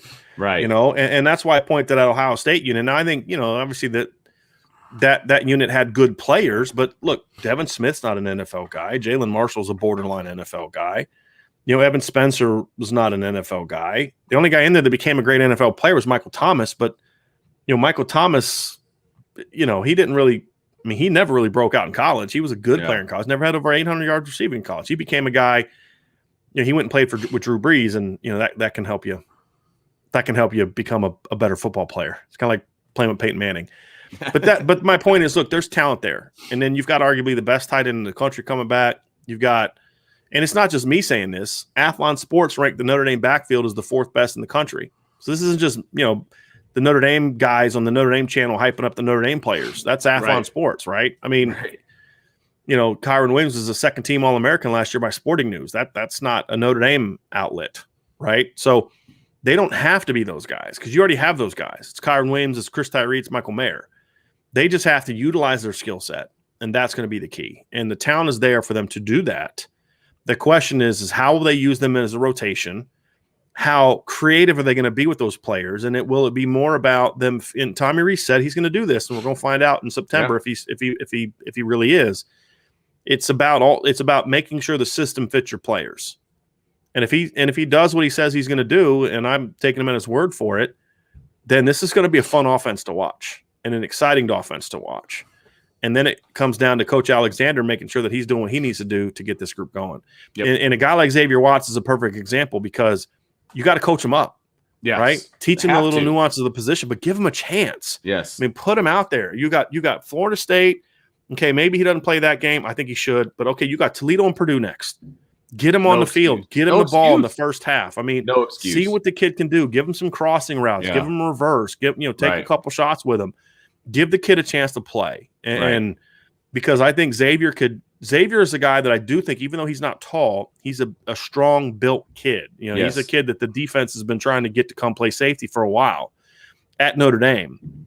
He's a kid that, brings some strength to the position. He could play that W in if you're going to use him correctly, right? Like a Chris Brown is my point. Not as a full-time W, but in sort of that sort of hybrid role. He can play X. He can play Z. Xavier's one of the few guys on this roster that can legitimately play all three positions from a physical talent standpoint. Now it's about getting him those opportunities to make those plays because I know he makes them in practice. I've seen and heard enough stories about what Xavier Watts has done in practice to know that he's flashed. Now it's about giving him that opportunity to make those plays. And I think Xavier Watts emerging isn't just good for Jack Cohn and Xavier Watts. Right. Good for Braden Lenzy because then that takes some of the burden off of Braden Lenzy of having to play 50, 60 snaps. And so I think it's good for Notre Dame. And I think that also Xavier Watts and Braden Lenzy can do very similar things, but their strengths are different. Sure. Braden's speed. Xavier isn't necessarily a burner. He's more quick and explosive that way, but he's also stronger. So there's some things you can do with him in that regard. So to me, he is a bit of a wild card in this group of the younger players. If you use him correctly, then he could have an and maybe it's 30 touches, maybe it's 25 touches. I'm not saying Xavier Watts is going to have 70 catches for 1,100 yards. That's not what we're talking about. But if he doesn't have at least 25 touches this year, then either A, he got injured, or B, you're not doing this coaching thing right at the wide receiver. That's a huge problem. I agree. Yeah. My man Connor hooking us up. Thanks, brother. Appreciate it. As always, looking forward to some Fuller-esque plays this season. Thanks for the quality coverage. Like and subscribe. Like I said, I think this group can be one of the most exciting groups on this team. And we haven't even talked about Lorenzo. We haven't talked much about Lorenzo Styles and Deion Colsey yet. Right. They're both top 100 players. We haven't got to them much yet. Right. We're going to. Yeah. We're definitely going to. And we did a show recently where we kind of talked a lot about Deion Colsey events. But look, to me, those two guys they have to play. I mean, I'm not even saying that they have to be starters or rotation guys on the regular, but you got to find ways to get them on the field early. They need to be guys that, you're playing in the third quarter against Toledo.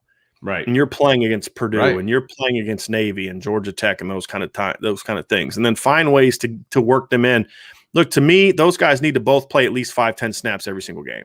That's part of a rotation. Agree. Yes. And then if their talent wins the day and they become impact players, then you work them up the depth chart. And if they're just not ready, then by the end of the year, you take them out of the rotation, because by November, some of those, hey, we got to play this guy every 5 or 10 plays or 5 or 10 plays every game. That can change in November. Sure. Right. And that's okay. Right. Because now it's crunch time. Right. Sure. Like now it's, but what you've done is you've given them meaningful experience. You've given that's 5 to 10 reps per kid. That means that's 10 to 20 reps per game of snaps that you're not putting on those older players. That's also 30, 40 reps of practice that you're giving to those younger guys as well.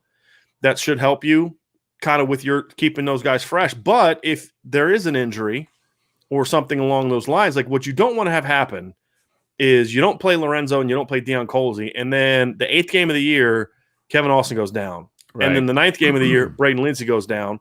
And now you're using the whole, these guys don't have any experience, so we can't really do anything with them. Sorry. That's why we're not going to be in the playoff this year. Right. No excuses for that. That's why you get those kids ready to play. So, A, you're developing them. B, you're giving them a chance to shine or not, right? Sink or swim. And then C, if there are injuries, okay, so you insert Xavier Watts into the starting lineup to replace Braden Lenzy, but your offense doesn't change because now Lorenzo's doing what Xavier did. Right. And you're fine. Yes. You're good. Yes. And that's the whole point. You have to coach that way. You have to coach you have to develop them to that point. Possibilities. You know what I mean? Like if you're not preparing for every scenario or at least every conceivable scenario, then you're not doing it right. And I'm not necessarily, knocking Notre Dame staff. I'm saying in general. Yeah. And to me, it's not even about necessarily being prepared for every scenario. It's about development.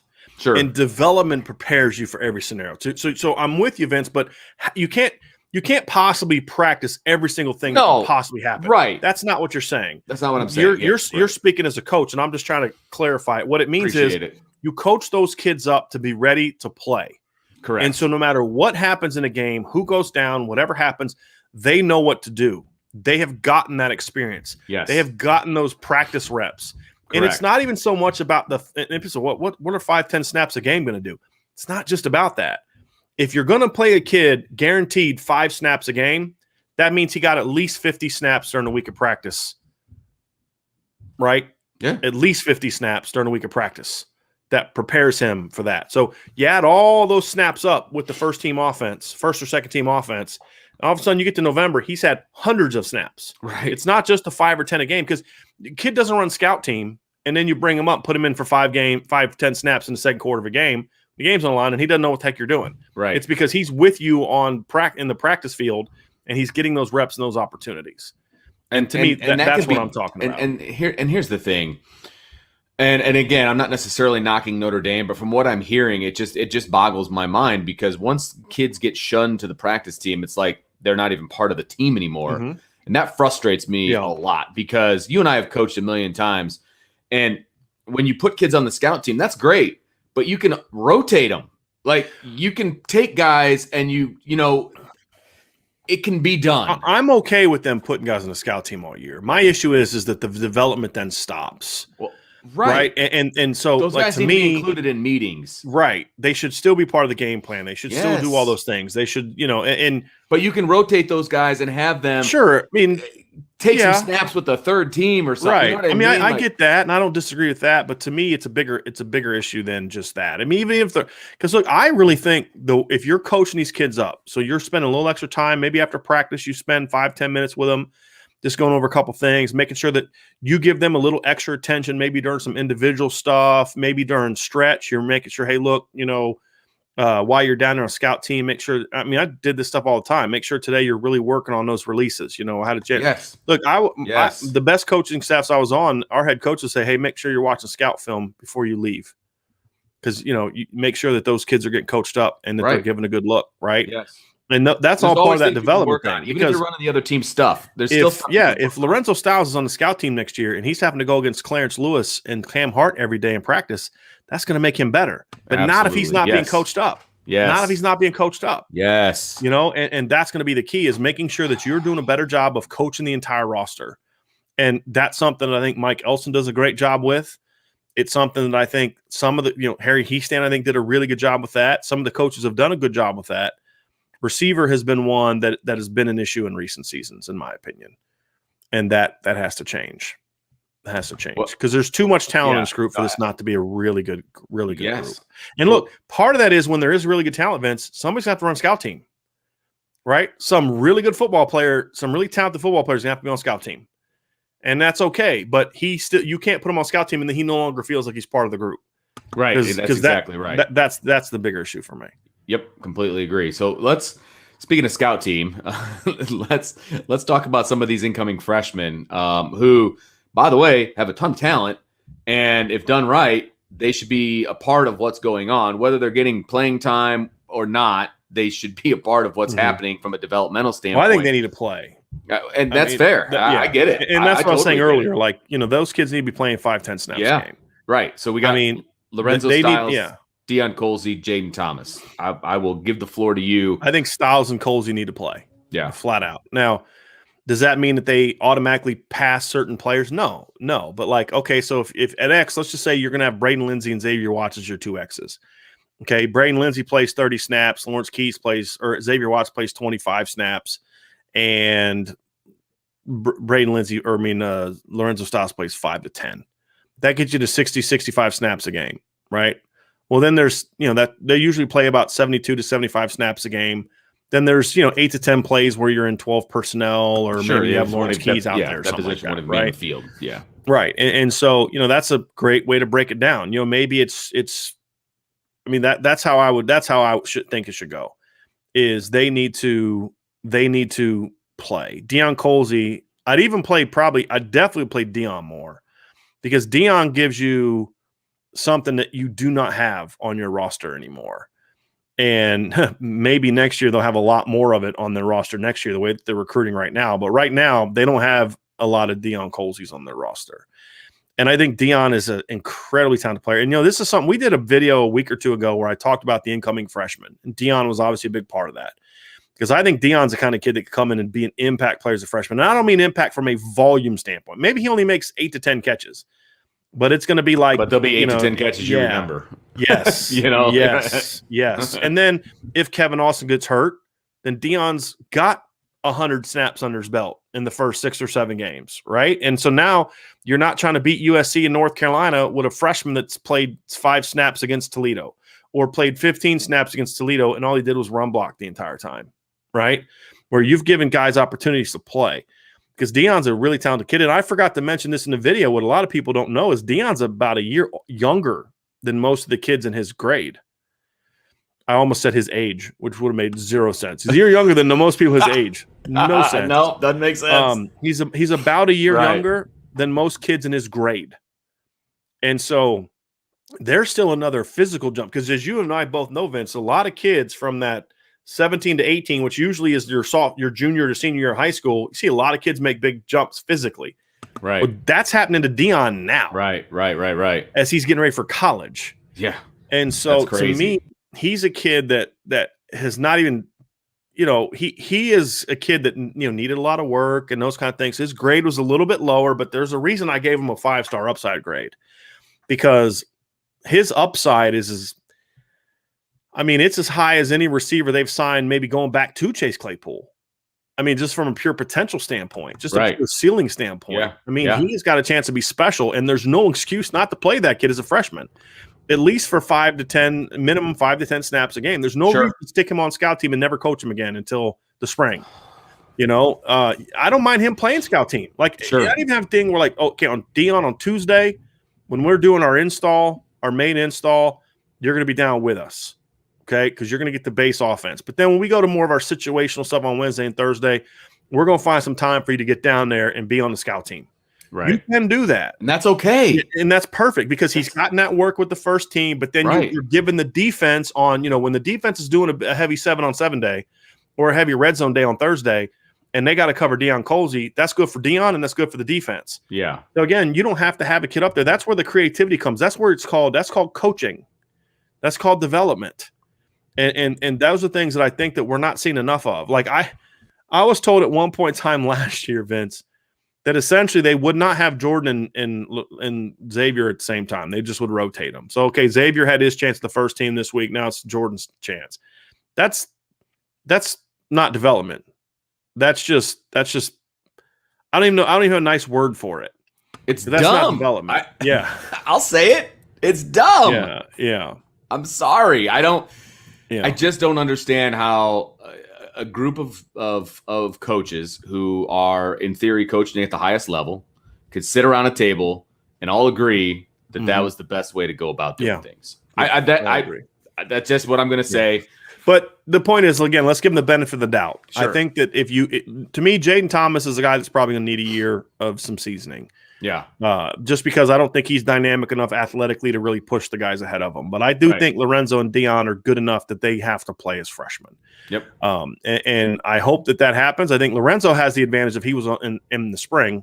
And unlike Xavier Watts, he actually got a spring practice because remember, Xavier and Jay Brunelle had one practice before the spring was canceled. Right. So that should help Lorenzo get ready. Lorenzo's a guy that I'm more confident that they're going to play Lorenzo than I am Deion, just because we haven't seen Deion get that chance yet. We've seen them, kind of force the issue a little bit with Lorenzo, which I like.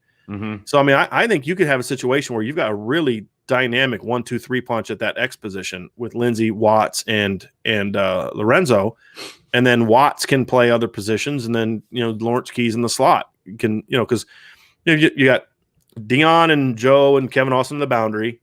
You've got Xavier Watts, Braden Lenzy, and Lorenzo Stiles to the field.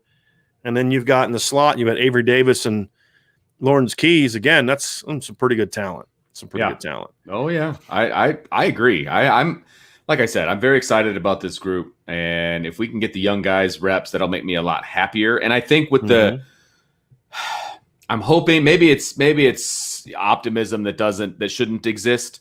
But I feel like with the way things are headed, with the way I think they're going to use the receivers and how I think that there's going to be a good rotation, I feel like there's a place for those younger guys, and it's a natural place for those guys. Mm-hmm. Maybe I'm going to be disappointed. It's definitely a possibility based on now's the season for optimism, Vince. So yes, that's exactly right. June and July is when we get to be optimistic about those things happening. So I'm hoping that that's the case. So overall, I think this group is going to surprise some people because I think there's a lot of people out there that have no faith in what this receiving core can do. Yeah. And I think there's going to be a lot of highlight plays. I just really think that there's going to be a lot of short throws that end up being long gains. I think there's going to be guys running by guys. I think there's going to be just some electric plays from guys that you may not expect. Especially in the first couple games, because I think teams are going to watch Jack Cohn at Wisconsin and think, oh, they're not going to throw the ball downfield. Yeah, yeah. And then, boom, you throw it over their head. Yeah, exactly. So, I think it's going to be fun. I use that word a lot, but I think it's going to be a lot of fun to watch. And again, I think people are going to be excited to watch this group. I think the tune is going to change about this whole core. Well, let's dive into some questions, Vince, and I want to start it off with one of the ones at the bottom because I think this kind of leads us back to the beginning of the show, and this is what Jonathan says. And Jonathan, I'm not taking a shot at you. I appreciate you putting this comment up. He says the future of our receiving core is Deion Colsey and Lorenzo Stiles. I think those two will be a solid tandem, not to be negative, but unfortunately our current group of receivers are decent at best. And that's where I strongly disagree with you. That's why I said to you when you and I were doing the prep, you were like, a lot of national people don't think much of the receivers. And I was like, a lot of Notre Dame fans don't think much of the receivers. Yeah. And this is a perfect example. And again, I always point to, you can't always judge by what you see on set. People think, well, what you see on Saturdays is who they are. Well, no, if a guy's not being used a certain way, or he's not being used to play to his skills or those type of things, then the guy's not going to look like $1 million. Right. But the other part of that is when we've seen a healthy Braden Lenzy, I don't know how you can say he's decent at best. I mean, he had 25 touches, as a freshman or as a sophomore in 2019. Like 5 or 6 of them went for at least 50 yards. Yeah. You know what I mean? And these weren't mop-up minutes, right? I mean, the reverse against BC was when the game was still in Math. The 50-yard reverse against USC broke that game open in the first half. You look at the Stanford plays when the game was still in doubt. Lorenzo Styles, I mean, he made one of the biggest catches of the game against Georgia to set up a game on the road against Georgia. Made a huge catch, and then he just doesn't get a lot of opportunities. But a guy not making plays doesn't mean – there's this notion, well, if the coaches don't put him out there, it means he's not any good. So does that mean that Kyron Williams was terrible in 2019, and then all of a sudden in a year went from terrible to All-American? Just that's it? Oh, we had a great offseason. No, because we saw him do those things in practice when he was a early enrollee freshman. Yeah, we saw him doing in the blue gold game. Yes. Yeah. So, I mean, the coaches make choices of who to play and what system to run, but that doesn't define players all the time, which is why we also see, and not so much at Notre Dame, but we've seen in other places where some guys end up being really better pros than they were in college. Because in college, they were the system that didn't necessarily play to their strengths, and in the pros, they play to their strengths more. But I just disagree with that sentiment that this receiving core is decent at best. I think this is a very talented receiving core. Yep. And talented and dedeep if done the right way. They just need the opportunity to play to their strengths. And look, Avery Davis. Avery Davis. The biggest. I mean, can we all agree that the biggest win of the Brian Kelly era was the Clemson win? Right. Avery Davis made 3 huge plays that game, because what often isn't talked about is the play where they were backed up and Avery went and made that sideline catch. Remember that play? I do. So, I mean, this is a kid that's proven he can make plays in big moments, and he's not just decent. He's a good football player. Yeah. Kevin Austin is a very talented football player. We've expressed our concerns and doubts about Kevin Austin from a health standpoint, but Braden Lenzy has proven that when healthy, he's a dynamic football player. Yep. Lawrence Keys, in the few opportunities he's been given chances to make plays, has been a good football player, a productive football player. Right. So I just think this group is a lot better. But I also understand the skepticism, because some people are show me people, and I get that. I mean, hey, look, if they're so good, why haven't we seen it? That's fair. Yeah. That is completely fair. And so I understand the skepticism. That's why I'm not banging on John. Oh, you know what you're talking about. I'm not saying that. I get it. Yeah. I get it. And the reason that you don't feel the same way about Deion Colesy and Lorenzo Styles is because they haven't been here yet. So they haven't shown up and didn't get played, and then you have to assume that, they must have been bright and shiny. Yeah, right. Right. So I think that's a lot of the sentiment, Vince, that we see from a lot of fans. And again, it's understandable, because those guys have not been able to prove their skill set on a consistent basis. But I think that a couple of them have, though, especially Braden Lenzy and Avery Davis. I mean, those guys have proven and Keys that they can be playmakers. I mean, the only thing I say about Keys is his is so much fewer. Okay. That it's understandable to be skeptical. It's because anybody can have you just had that one lucky play, right? I mean, you get what I'm saying? Like, to me, I do. I mean, who was the guy for the Giants? David Tyree, right? Like, the only catch that guy ever made that mattered was the helmet catch in the Super Bowl. It doesn't mean all of a sudden David Tyree is going to go out there the next year and be a Pro Bowl receiver. Right. So again, I don't agree with it, but I'm trying to be objective about it. Yeah, right? I get it. And so I understand the skepticism about him. I understand the skepticism about people thinking Kevin Austin and Braden Lenzy can even stay healthy, and that's a big part of this conversation. No, you're right about that. So I get it, and I'm sympathetic to it. I just think that this group has a chance to be really good this year, and that's all I'm saying about it. All right, let's see here. I went back to the top, Brian, and D-Rock Irish. Heard Evans, the DB transfer portal from Tulsa, extended his visit to day 2 at Notre Dame. It was never an extension. That was always the plan. It was always the plan. It was always the plan. I was told from day 1 it was going to be a 2-day visit. And the first day was kind of tours and meeting people, and then today was going to be meetings and more going over the film and some of that kind of stuff. So it was always planned. It was always expected to be a 2-day visit. At least that's how it was relayed to me. What was it, last week or whatever it was? So, but I did hear last night, I was told it went very well, but we really won't know until the visit's over, because I was told that, hey, the big stuff is coming up tomorrow. So today is going to be the make or break day for Notre Dame with Caleb Evans. There's no question about it. Old Grim doing his welding at 69. But man, I think we need to get him in and put a studio together for us. I think that he can weld a studio for us. I think that's what we need to have happen. Yeah.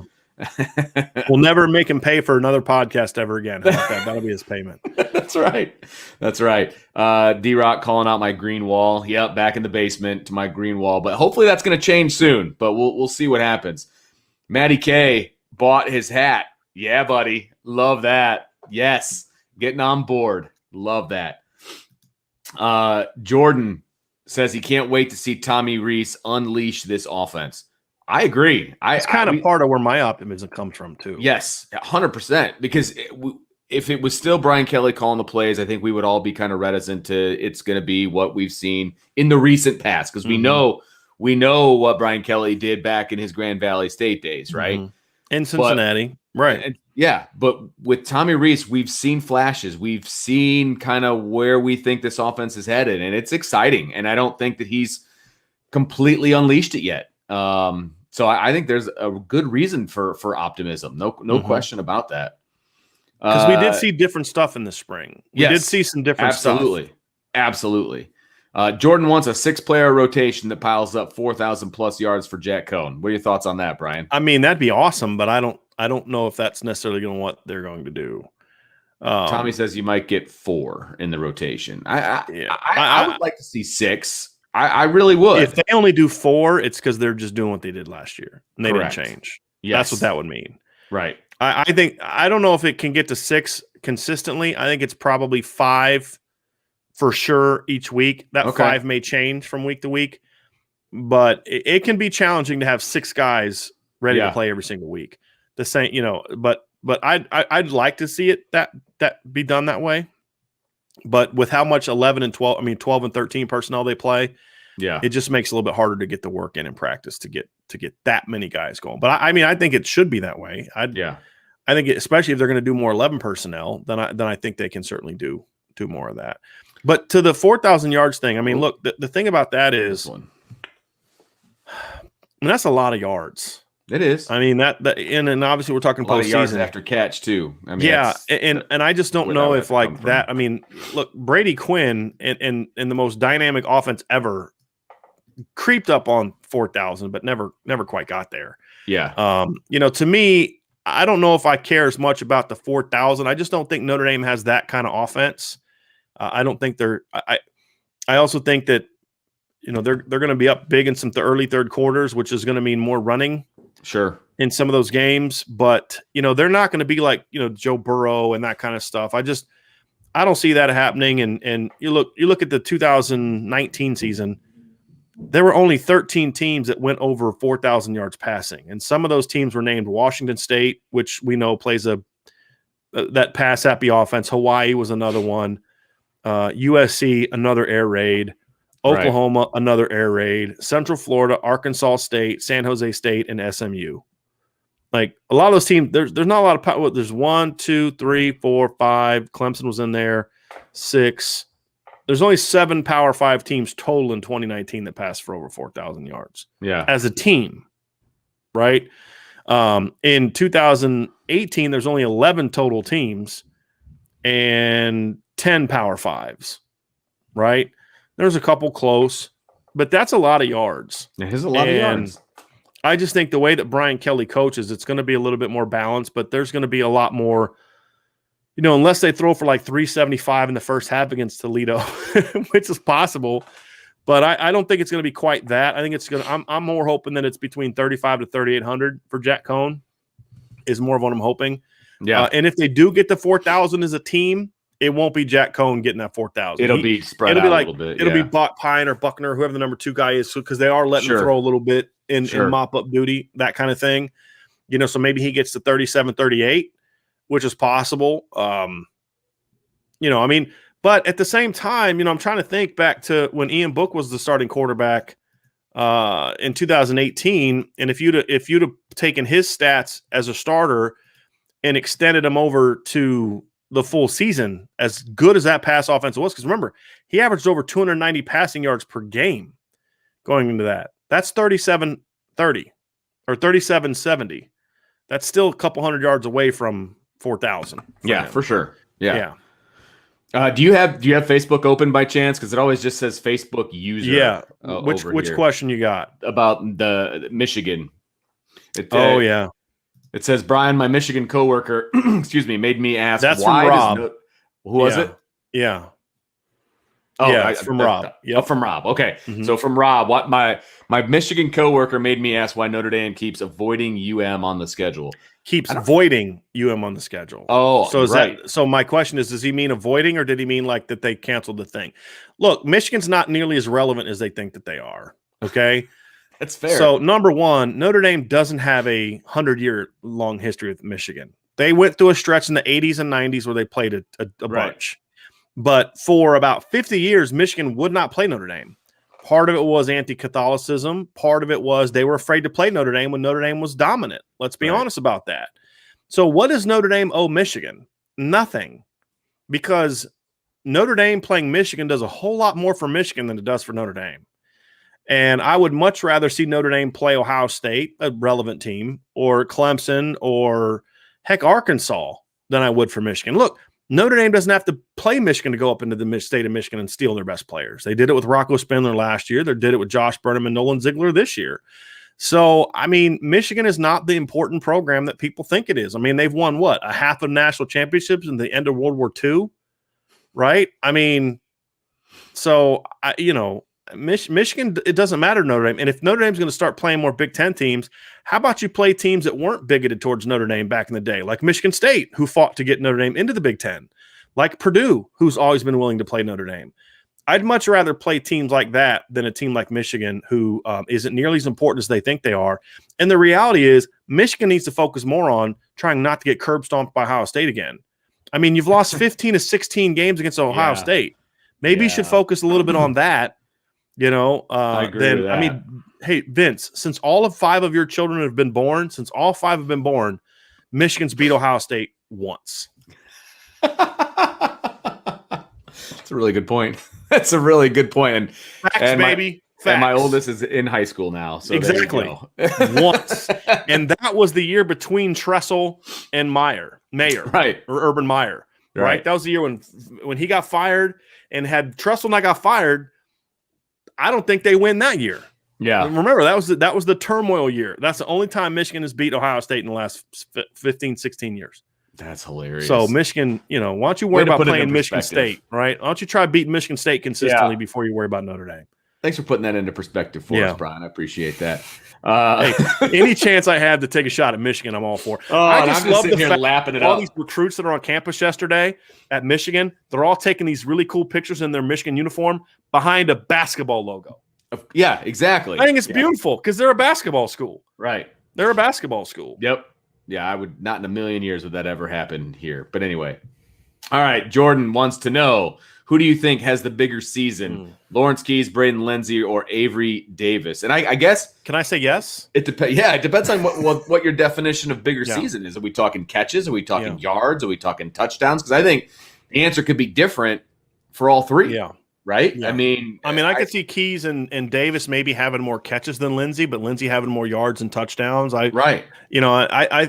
My hope, Jordan, is that they're kind of similar to what Vince is talking about, where, maybe Lawrence Keys has more yards, Avery Davis has more clutch plays, Lawrence Keys has more catches, Avery Davis has more clutch plays, Braden Lenzy has more yards and touchdowns because they're used in different ways. I'm telling you, though, I would not be shocked if Lawrence Keys ends up leading the receiving corps in catches this year. Yeah. Partly because of injuries, but also partly because versatility. And he's a bit of a volume guy. Yeah. More so than you'd think with some of his size. Yep. Because he's such a great route runner. Matt has a question about the freshman here. Colsey or Styles, who has the bigger impact as a freshman? I'd probably go with Styles simply because he got here early in the fall. I hope they both have a similar impact because that would mean that they're playing Dion more. But just based on history and the way that Notre Dame does things, I would imagine it'll be Styles. But would I be shocked if Deion Colsey has an impact? No. But the other caveat to that too is Colsey could have a much bigger opportunity to step on the field because of injuries. Yeah. Because if Kevin Austin gets hurt again, they're going to have to play Deion Colsey. I mean, they're going to have to. I mean, they're going to have no choice. I think they should play him anyway. Right. But they're going to have no choice. Again, another Facebook one, Brian. I don't know if you want to head over there and see. I believe that was also Rob. Oh, okay, good. Yep. I believe if Notre Dame coaches scheme plays to the freshman skill sets, I think their talent could impact a game. Could not agree more. Yeah. Could not agree more. Nailed it. Yeah, they don't need to know the whole playbook. You're preaching from the same pulpit as us, right. Rob. There is no question about that. You don't need to know the whole playbook to be effective and to impact a game. No question about it. Mm-hmm. So we're with you on that one. There is no doubt about that.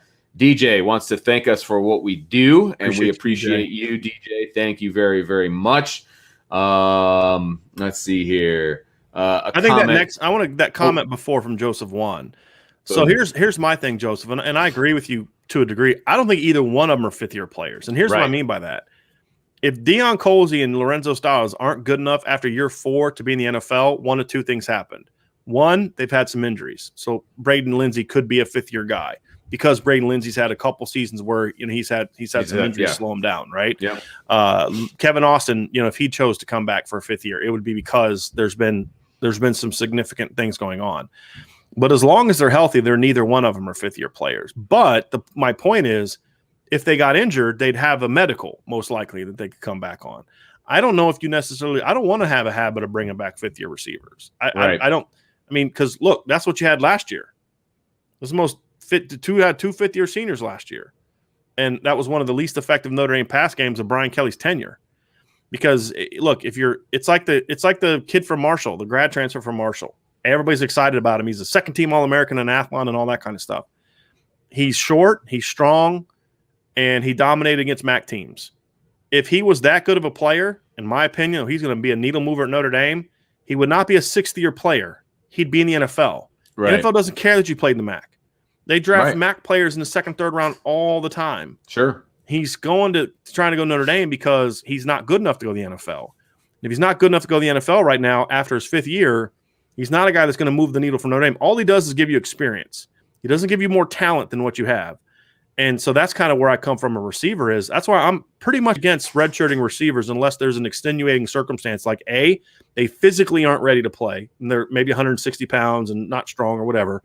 They're coming off of an injury, or they're a kid that's never played the position before. Right. Then I would say, hey, you know what? I had no problem redshirting Avery Davis if you'd have recruited him as let's say they would have recruited Avery to play receiver. That's what, he was. I redshirt him because he needs a year to learn the position. But with kids like Styles and Colzie, neither one of them are 5-year players to me. Right. Yep. If Lenzy can stay, what? I'm not even letting you get the question out. Yeah. Yeah. Okay. I was like, what? Yeah. Yes, I agree with you. Yeah, we'll keep that one short and sweet. Yes, he's the most explosive. I agree with you on that. Mm-hmm. D-Rock Irish, I might go ballistic this year if we continue to play that predictable offense. Agree with our hosts. Too much talent and depth to be wasted on conservative play calling. Again, welcome to the choir. Right. Welcome to the choir. We're with you on that one. Kai S. How's Jay Brunelle looking? Any chance he sees the field this year? I think there's a huge chance he sees the field this year. I don't know if I'd say huge. I disagree with that a little bit. I think it's going to be tough for Jay to get on the field this year. Okay. As far as part of the regular rotation, will he get on the field in some mop-up duty? Yeah, that's why I kind of said he might be more in that Nana Osaka role, or even if he performs well, because even if Jay plays well, is he better than Kevin Austin or Joe Wilkins or Deion Colzie or Lawrence Keys or Avery Davis or Braden Lenzy or Xavier Watts? I don't know, because of what he's kind of been through, because he has missed so much time with illness and injuries and things like that. So I think next year is more of when I would expect to see Jay Brunelle make an impact. But of course, he's also the kind of kid that could make me look stupid because he's a talented kid and he works hard and he's got a little bit of a chip on his shoulder. So he may just kind of take this recording and just say, this guy didn't think I could play, and he's going to play in his head every day, and it forces him to go out there and play hard and ball out, which I'm fine with. I'm fine with that. Matty K, do you guys think if we get the scheme changes this year, do you think it will be permanent or just a one-year thing? I think that remains to be seen. That's how it goes. And you had mentioned, based on some of the recruiting, you tend to lean maybe one way or the other. But I think, it depends on how it goes. If they're explosive and they average, 40-plus points a game and things are moving the way they want them to go, why would you abandon that? I feel like we'll see. I mean, to me, they're recruiting too many 6'2 plus, 195 to 200 plus, not real explosive guys. Yeah. I mean, and Xavier Bradshaw, they're not bringing him on a visit. They didn't recruit Caleb Brown for whatever reason. I mean, you can say one thing, but when you're recruiting the way that you're recruiting, it tells me that you're not going to continue doing that. Yeah. Because if you were, you're not bringing in Nicholas Anderson and Amorian Walker and C.J. Williams and Tobias Merriweather is your potential 4-man receiving core. Is there a lot of talent in that group? Yeah, of course. I love C.J. Williams and Tobias Merriweather especially, but you're not recruiting those guys to run the offense that you're going to run with Braden Lenzy, Lawrence Keys, Avery Davis, Xavier Watts, et cetera, et cetera, et cetera. You're just not. Yeah. You're not. Tommy has a bone to pick. He says, is Chip Kelly's Oregon old school already? Yeah. Well, considering he's 3 schools removed, two jobs removed from Oregon. 3. Is Eagles, it 3? Niners, and now UCLA. I forgot about the Niners. I forgot about the 49ers. I know, right? It wasn't a real memorable period of time, but yeah, he was with the Niners. Yeah, he's 3 jobs removed from Oregon. So, I guess it is old school. Although it doesn't feel that way. That just means we're getting old, Tommy. That's really all that means. Let's see. Fortnite Blaze. My son would appreciate that. Do you guys know of any update on Kevin Austin's recovery or where he is in his comeback progression?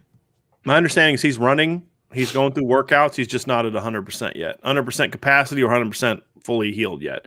Yeah. But he is in the building up phase from what I understand in that rehab. He should be ready to go by the time they get to fall camp. AJ's ideal receiving rotation: Austin and Colsey at the W, Davis and Lenzy at the X, and Keys, Watts, Styles at the Z. Thoughts? I'd flip Davis and put him. I think Avery's a slot. I think that's where he can do his most damage. I don't think he has the stretch the field speed that you really want, or even running style that you really want. I think you kind of you'd misuse him a little bit as a permanent outside guy. You can put Keys in. I mean, to me, it should be. This is what it should be. It should be Austin Colsey. It should be and Joe Wilkins. And so it should be Austin Colsey at the X. It should be Davis in the slot. It should be Lenzy, Styles outside, and then Wilkins and Watts kind of play, and Keys play multiple positions. That's how it should be. That's, to me, how it should be for me. All right. We got some jokes about how they would do it, we can skip over some of those. Okay. All right. Fair enough. Let's see. I don't want to do that. Let's go to this one by Jordan. They're talking about. So Thank you. They were making a joke about transfers and stuff, and he said, let's hope Notre Dame sticks to the excellent cornerback and guard when it comes to the transfer, and they only have until July 1st to pull the trigger. So I'm all about a Caleb Evans coming to Notre Dame because I think he's just that good. I think Caleb Evans is a very good player. He has had injury reasons, which has kind of kept him there as long as he has. But I also think Caleb Evans has 2 years of eligibility left, where the kid from Marshall has 1. But I think there's a completely different talent there, and that's why I'm all for a Caleb Evans coming. Even though I like Notre Dame's cornerback depth chart, to me he's your best guy the minute he steps on the field at corner, in my opinion. Yep. Cade Madden is not. Cade Madden is not. He's not your best offensive lineman. He's not he's not even your top 5 in regards to pure talent. I was going to say, is he a starter right off the bat? Because he's a 6-year senior, and they're going to take the lazy way of a guy they don't have to coach up and a guy they have to develop. It's just that's just what they're going to do. And to me, I think that speaks volumes about the lack of development that we've seen from guys who've only been coached by Jeff Quinn. Let's be honest about that. And so I'm hoping that they don't do that, and that they coach up Andrew Kristofic, coach up Rocco Spindler, get those guys, coach up Tosh Baker, get those guys ready to play. Don't waste another year of development with those guys, because then now you're trying to get Rocco to get his first start against Ohio State in 2022. Come on. Yeah, I'm with you on that one. John makes a really good point here. Complimenting the younger wide receivers with Mayer and the running back should only benefit the wide receivers. Mayer is the alpha, but he should demand attention, freeing up wide receivers. Absolutely. That's the thing about this offense, and it's the thing about the talent that there is. You can only cover so many guys. People are going to benefit from the talent that is out there, and it's only going to benefit this offense if done the right way. And I feel like there's no way around the fact that somebody's going to be open. And if they're throwing to the open guy, then they're going to have success. As long as they're not trying to force feed it to guys that aren't open, Yep. I got another question from John that I'd like you to address, Vince. And John says, you mentioned talking about Joe Wilkins being a compliment receiver. Thoughts on the Frosh being compliment players before him? Because I talked about the freshman at the end, but then we kind of jumped into questions before. you had a chance to really give your opinion. So I mean, you this is on to you, Vince. Would you like to see Joe Wilkins be that guy, or what do you think about maybe trying to force feed the freshman a little bit into this? Well, I'll tell you what, I would, because of who Joe Wilkins is, I'm giving him the first shot at it. And I maybe that makes me, I feel like he's put in the time, he's put in the effort, and I feel like he can excel in that role. But if he doesn't, for whatever reason, if he's not doing what he needs to do, then yeah, I'm having those guys ready to go to step into that role. But I do fall on the side of I'm going to give the veteran the first shot at it. If I feel like the talent is similar as we are sitting here right now, right? So you've got a guy that's been in the system. He understands what he needs to do. And you've got guys that are coming in that have a ton of talent, but I'm going to err on the side of the veteran to start, but I'm not afraid to go to the freshman if I have to. Frankly, that's what I did with my baseball team this year. I gave the veteran a shot, didn't really handle it, started a freshman in the playoffs. You know what I mean? Like that's how I coach. That's how I feel it needs to be. So I would give Wilkins the shot first. Yeah. And Ronald says after people were thanking him for his very generous donation to us, they were talking about, thanking him for that. And he said, I don't want them to win games. I want them to dominate them. Yeah. And I think there's a lot to that. I think that is the next step for Notre Dame. It's not just beating Toledo and beating Florida State and beating Purdue. It's playing to your talent level and dominating the teams that you're supposed to dominate. And there's a lot of teams on the schedule this year that Notre Dame should dominate, not just beat, but dominate. Yep. And I think that's a big part of development, because then you can start getting some of those younger guys in and actually letting them run the offense. So I think that's a very big important thing. Robert Butcher says, I believe our recent success against USC is due in part to the decline in their quality of coaching and the increase in the quality of Notre Dame's coaching. I agree with that. And that's also true of Stanford. Yep.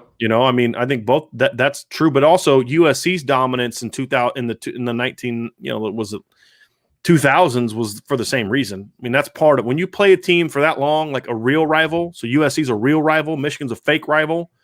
That's going to happen. There's going to be those ebbs and flows, right? And because Notre Dame dominated USC in the 80s and early 90s, and then USC dominated Notre Dame in 2000s, and then I had kind of been back and forth. I had a T-shirt back when I was a kid, and it said a decade of dominance, and it had like the 10 wins in a row or whatever that Notre Dame had when Lou Holtz was there. I love that shirt. I wore that thing until it like blew away like off of me. That was the decade of dominance shirt. That was awesome. Yep. Couple Avery Davis comments here. John Climax says, I see Davis as a playmaker. His understanding of what to do is impressive. He has broke off his routes and sat in zones perfectly multiple times, just a QB's buddy, because he was a QB. Exactly. He knows he what he's looking understands for. it. He knows what, man, because it's always like, I'm telling you, I played quarterback, and so I played quarterback my whole life. My freshman year of college, they moved me to wide receiver. I started as a true freshman. Now, I was a good athlete then, but it was more about, because I played quarterback, I knew what to do. I knew what I wanted. I knew as a quarterback what I wanted my receivers to do. Right. And that helped. And as soon as I got used to the technique of it, you're able to make a quick addition because, hey, I'm going to break my route off real quick here, or I got to extend this guy a little bit further because his hips haven't, his feet haven't. All the things that I knew as a quarterback that I wanted to do, you can do. And I think that certainly helped Avery a lot as a wide receiver. Jack Foote asks, can Avery Davis get drafted? I feel like he deserves for everything he's been through. He's going to get drafted, not because of what he deserves. I was going to say, they don't care about what you deserve as far as that. And I think that's one of the reasons Notre Dame had him working out for Ian Book at the pro day. Yeah. Is because scouts wanted to get a look at Avery. Yeah. And let me just say, just to add on to that, I love the fact that they can have underclassmen working out on those pro days, because it only benefits those guys. Yeah, they have to sit out of practice because that counts as one of their spring practices. But I love that. I think they should have a junior combines. I think they should allow every school that's a good call. To have a junior combine at the end of spring practice. Yeah. So they've gone through their 15 practices, and then maybe like a week after the practices are over, you have a spring combine that NFL scouts can get to. If this is truly about doing what's best for athletes to get them the exposure they need to be successful, I mean, do they really they're not going to have job fairs for normal students because of amateurism? Right. It's nonsense. Yeah. And that's what that is a job fair. That's a really good analogy. I like that. They should allow to have junior underclassmen combine. So any you can even have freshmen do it for all I care. I don't whoever wants to do it, but let people start getting a taste of what some of these kids can do. Yep. Let's see. Jack says, so Avery will lead the team in receiving yards, I think. And then Tommy Leonard says, hopefully his stat line after the season includes a 2 for 3 passing for 85 yards and at least a TD. Amen. That would be awesome. And then after my punching Vince comment, if Avery Davis throws a ball, John says, so health check on Vince post Kid Davis QB scenario. Got it. Yes. And that's also payback. Let's be honest. Tommy thinks I need to take self-defense lessons. Yes. Ouch. Yes. No respect, man. Yes. Jeez. Well, I mean, it would be kind of coming out of nowhere. But just look, it wouldn't be a bad idea if you see Avery running out there and there's no Jack Cohn on the field to maybe step away. Just saying. Yeah. So That's fair. Yeah. Let's see if we have any more good questions. Sean Hunter, we are ND. Love it. Yes. Love no it. doubt about that. Ronald, I think we eventually got to this. So we Keys and Davis and Keys is how I would say it. But I think that Watts could play some in the slot. Sure. And I think there's a role for some of the big guys to be in the slot in certain looks too. Well, and he said, I want to throw his up here. He said maybe one of the running backs. Yeah, absolutely. Yeah, we'll see that. And absolutely. Ronald, I don't know if you're new to the channel or not, but we did a podcast where we broke down the running backs. What was about a week or two ago, Vince? Mm-hmm. Yep. If you didn't get a chance to check that out, Ronald, I'd go back and check that out because we talked a lot about how to use those guys in the pass game. There's a really good segment on that. And I think I might have actually broken that off and made it its own podcast. But if you're kind of new to the channel, Ronald, definitely check that out because we go a lot more into detail on how that would look. Because I do think there's a role in the slot, especially for Kyle. Oh yes. No question about it. Richard Robinson says, think BK should adopt a simple philosophy. Best player plays, regardless of being a freshman or senior. Colsey Styles need to play now. I agree with that as long as you say best player, not most talented. Because the most talented player isn't always the best player. Yep. And I had this debate with somebody the other day. Tyler Buckner should play because he's the most talented player. That doesn't make him the best player.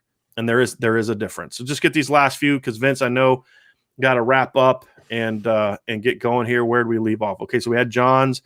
Joe says, explain to me why a top-notch receiver would choose Notre Dame over a USC or North Carolina. They pass the ball like crazy, and we don't. Why does it take so long for receivers to get on the field? We've talked about why it takes so long, but here's the deal. USC's best receiver this year got picked in the 4th round. Michael Pittman got picked a couple spots ahead of Chase Claypool last year, but Chase Claypool's having more success. Notre Dame's produced a lot of NFL receivers in the last decade. Yep. So, yeah, we have our frustrations, but the fact is Miles Boykin was a 3rd-round pick. Chase Claypool was a 2nd-round pick. Flipping Ben Skoranek got drafted. Right. Javon McKinley got a $100,000 contract, an $80,000 signing bonus to sign with the Lions, right? So, I get the frustration, but at the same time, Notre Dame is still Notre Dame. The track record, yeah. And USC's offense is maybe Tyler Vaughn's went undrafted, right? So, to me, that's what kids are going to care more about is than just pure yards. Yeah, I agree.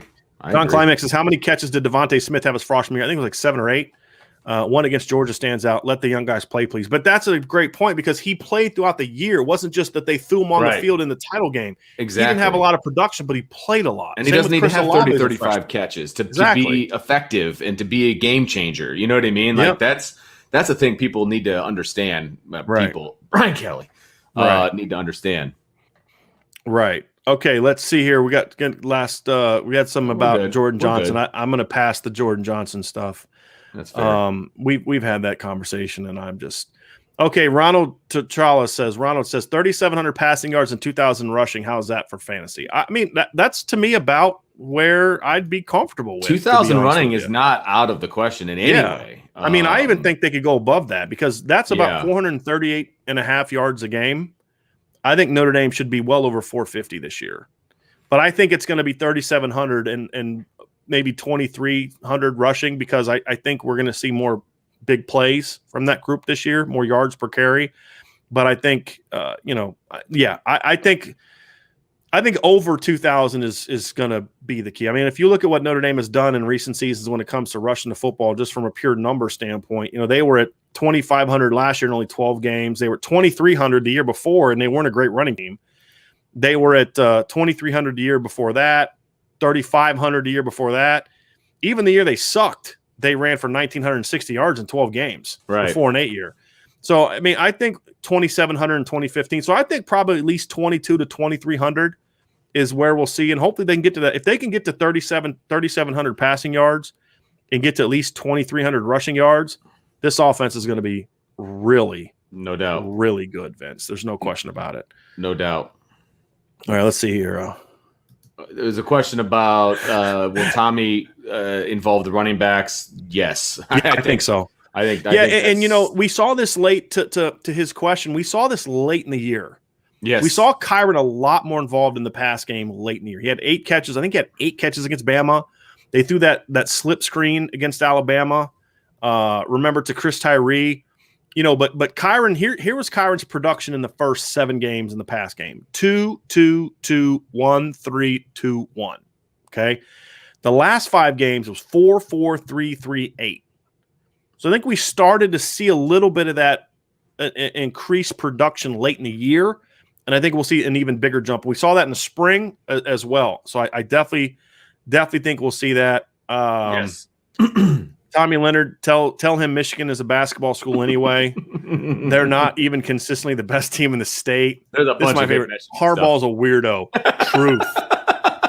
Truth. Ronald says, no team on this planet I despise more than that team to the north. I agree. Yeah. I agree. I'm with you. Yeah. Thomas says, agreed, Ronald. No one close to how much I hate the Skunk Bears, not even USC. They have the worst fans on earth. And that's saying something when you consider how bad Ohio State fans are. That they're better than Michigan fans. Listen, I got a real quick story here from Uncle Vince here. My brother-in-law graduated from the University of Michigan. Okay. So not blood. I just want to make that clear. But we went up for his graduation, and the graduation was held inside Michigan Stadium. And I refused to go. And I stayed in the hotel with my 3-year-old son and my baby twins. And the president of the United States was speaking at the commencement, and I was like, "I'm good. I'll stay in a hotel." Can I tell you a story that's going to make you love my wife even more? Couldn't go. So let me tell you a story about my wife. We were in Ann Arbor for an event.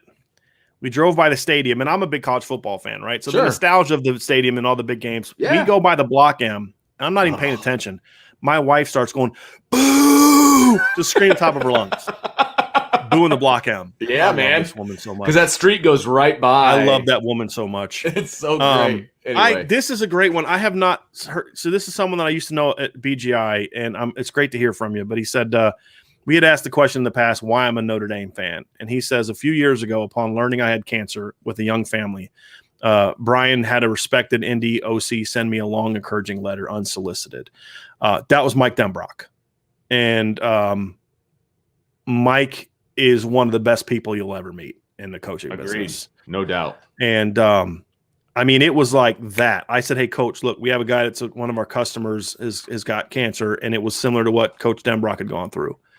And I mean, without even me finishing the sentence, it was like, yeah, got it. What's his information? And like, I think it was like shortly after he sent it. That's the kind of guy that Mike Denbrock is. He's an easy guy to root for. No question. And he's gotten through this. So Inigo Montoya, which is the best name. I don't think that word means what you think it means.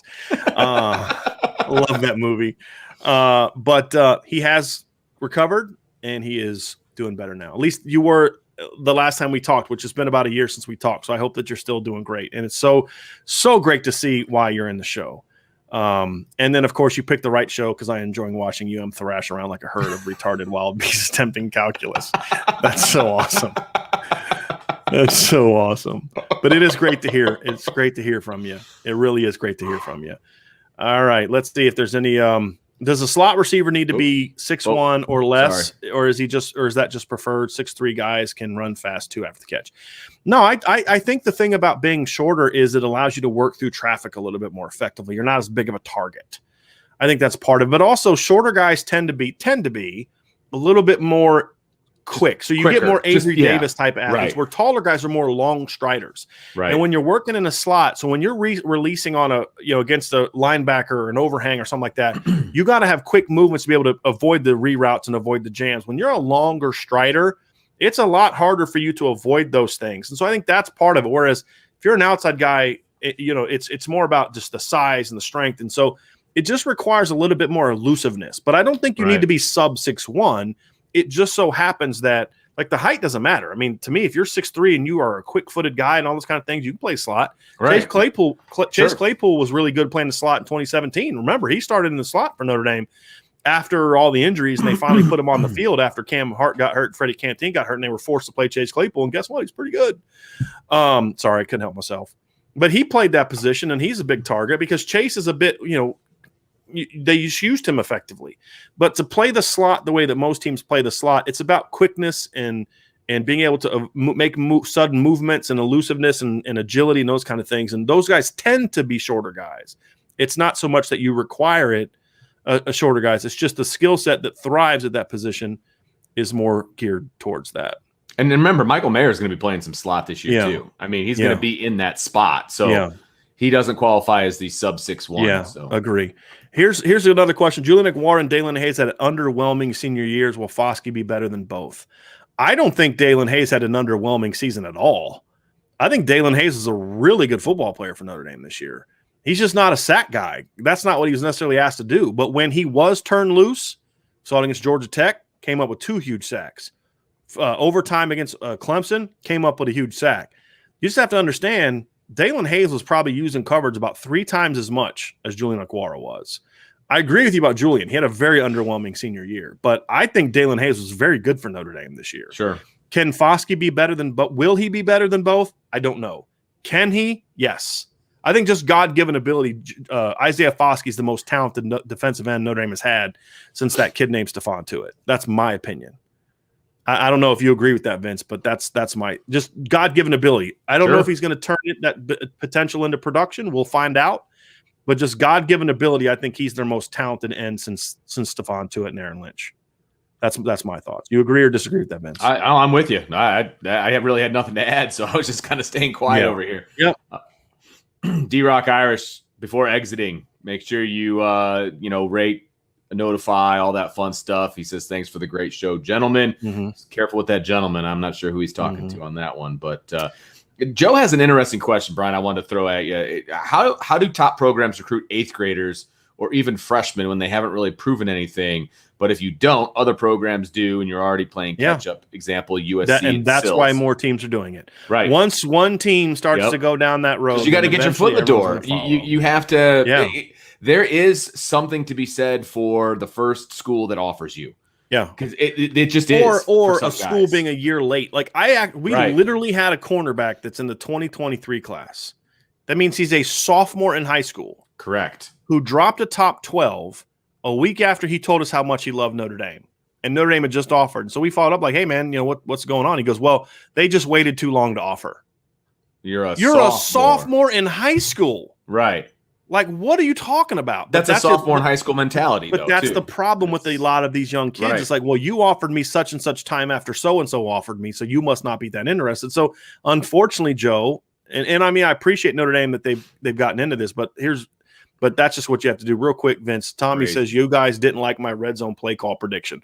We liked it. It's just, it's getting a little bit crazy. Tommy said, you do a was it like a handoff, then a reverse, and then Avery throws it back to Tyler Buckner. Throwback to Buckner and all kinds of craziness. And then when it gets picked off for a pick 6, we're going to blame you. When it gets run back for a touchdown by Alabama, we're blaming you. Here's some more. Your wife sounds awesome. She sounds awesome, and she is awesome. And Vince can attest to that. It's a combination. Yes, she is awesome. But anytime you boo the Block M, you've got a good woman. I told you I told you the story when I said I was going to marry, when I knew I was going to marry her, right, Vince? We were at the 2007 Notre Dame Duke game. Cold, rainy. Notre Dame sucked. It was like 28-7. Notre Dame had just scored. I looked at her and I said, she's probably miserable. We weren't married yet. She didn't really grow up watching football. And I looked at her and I said, okay, they're going to win now. You ready to go? And she looks at me like, what are you, nuts? There's still 5 minutes left in the game. It's 30 degrees and raining. And I'm like, I'm going to marry this woman. You just say, pull out the thing. Like, yes, I'm going to the store tomorrow and I'm getting the ring. I did propose to her that next month, by the way. So that's when I knew. Thomas Walsh says, Michigan thinks we don't know our history of why Notre Dame could not join a conference. Agree. Discrimination of Catholics. Notre Dame proved they didn't need anyone and globetrotted everywhere because they had to. And that's the thing that makes so many fans mad. Why doesn't Notre Dame join a conference? Because they don't have to. They don't have to. Well, Michigan should. Okay, try it. Try it, Michigan. Go ahead and leave the Big Ten. See what happens. Right. Right. He didn't even give them skunk bears. He calls them skunk rats. Worst fans of college football, worse than MSU fans, and they threatened to throw me off the stands when I was 10 years old. That's pretty bad. Yeah, that's pretty bad. DBZ asks, why does Coach Kelly keep his hands on the offense but more hands off the defense? And it's also funny because he got his start as a defensive coordinator. He was a defensive coordinator at Grand Valley. Grand Valley, yep.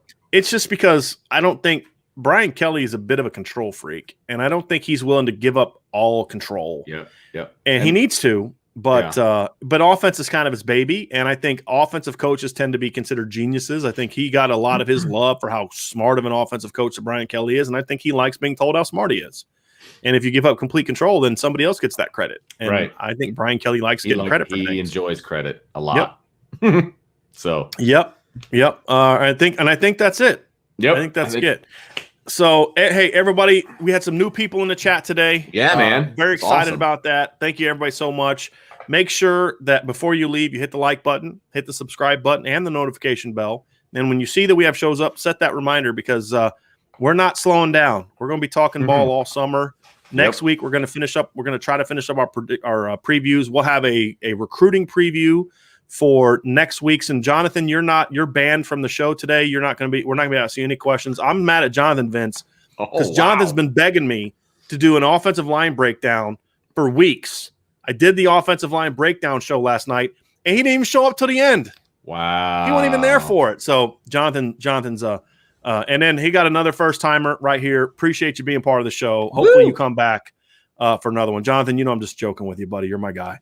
But really appreciate everybody being a part of it. To have as many people as we had in the early June when there's so many other things, is we greatly appreciate it. But look, we're doing our countdown to the season. We're doing position previews. We're going to dive into all types of different team topics.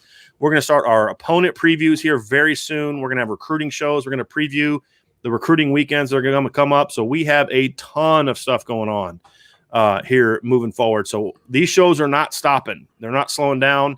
A little bit of a brighter background now with one of us than was there before, but the shows are not slowing down, and we're excited. We're hoping to really grow this channel by the time football season starts. So if you have Notre Dame friends or family that don't know about Irish Breakdown and don't know about our YouTube channel, let them know and tell them to check our shows out. And I think the people will enjoy it. So for all the first timers, we appreciate you having your show. My man, Inigo Montoya, that's not his real name, obviously.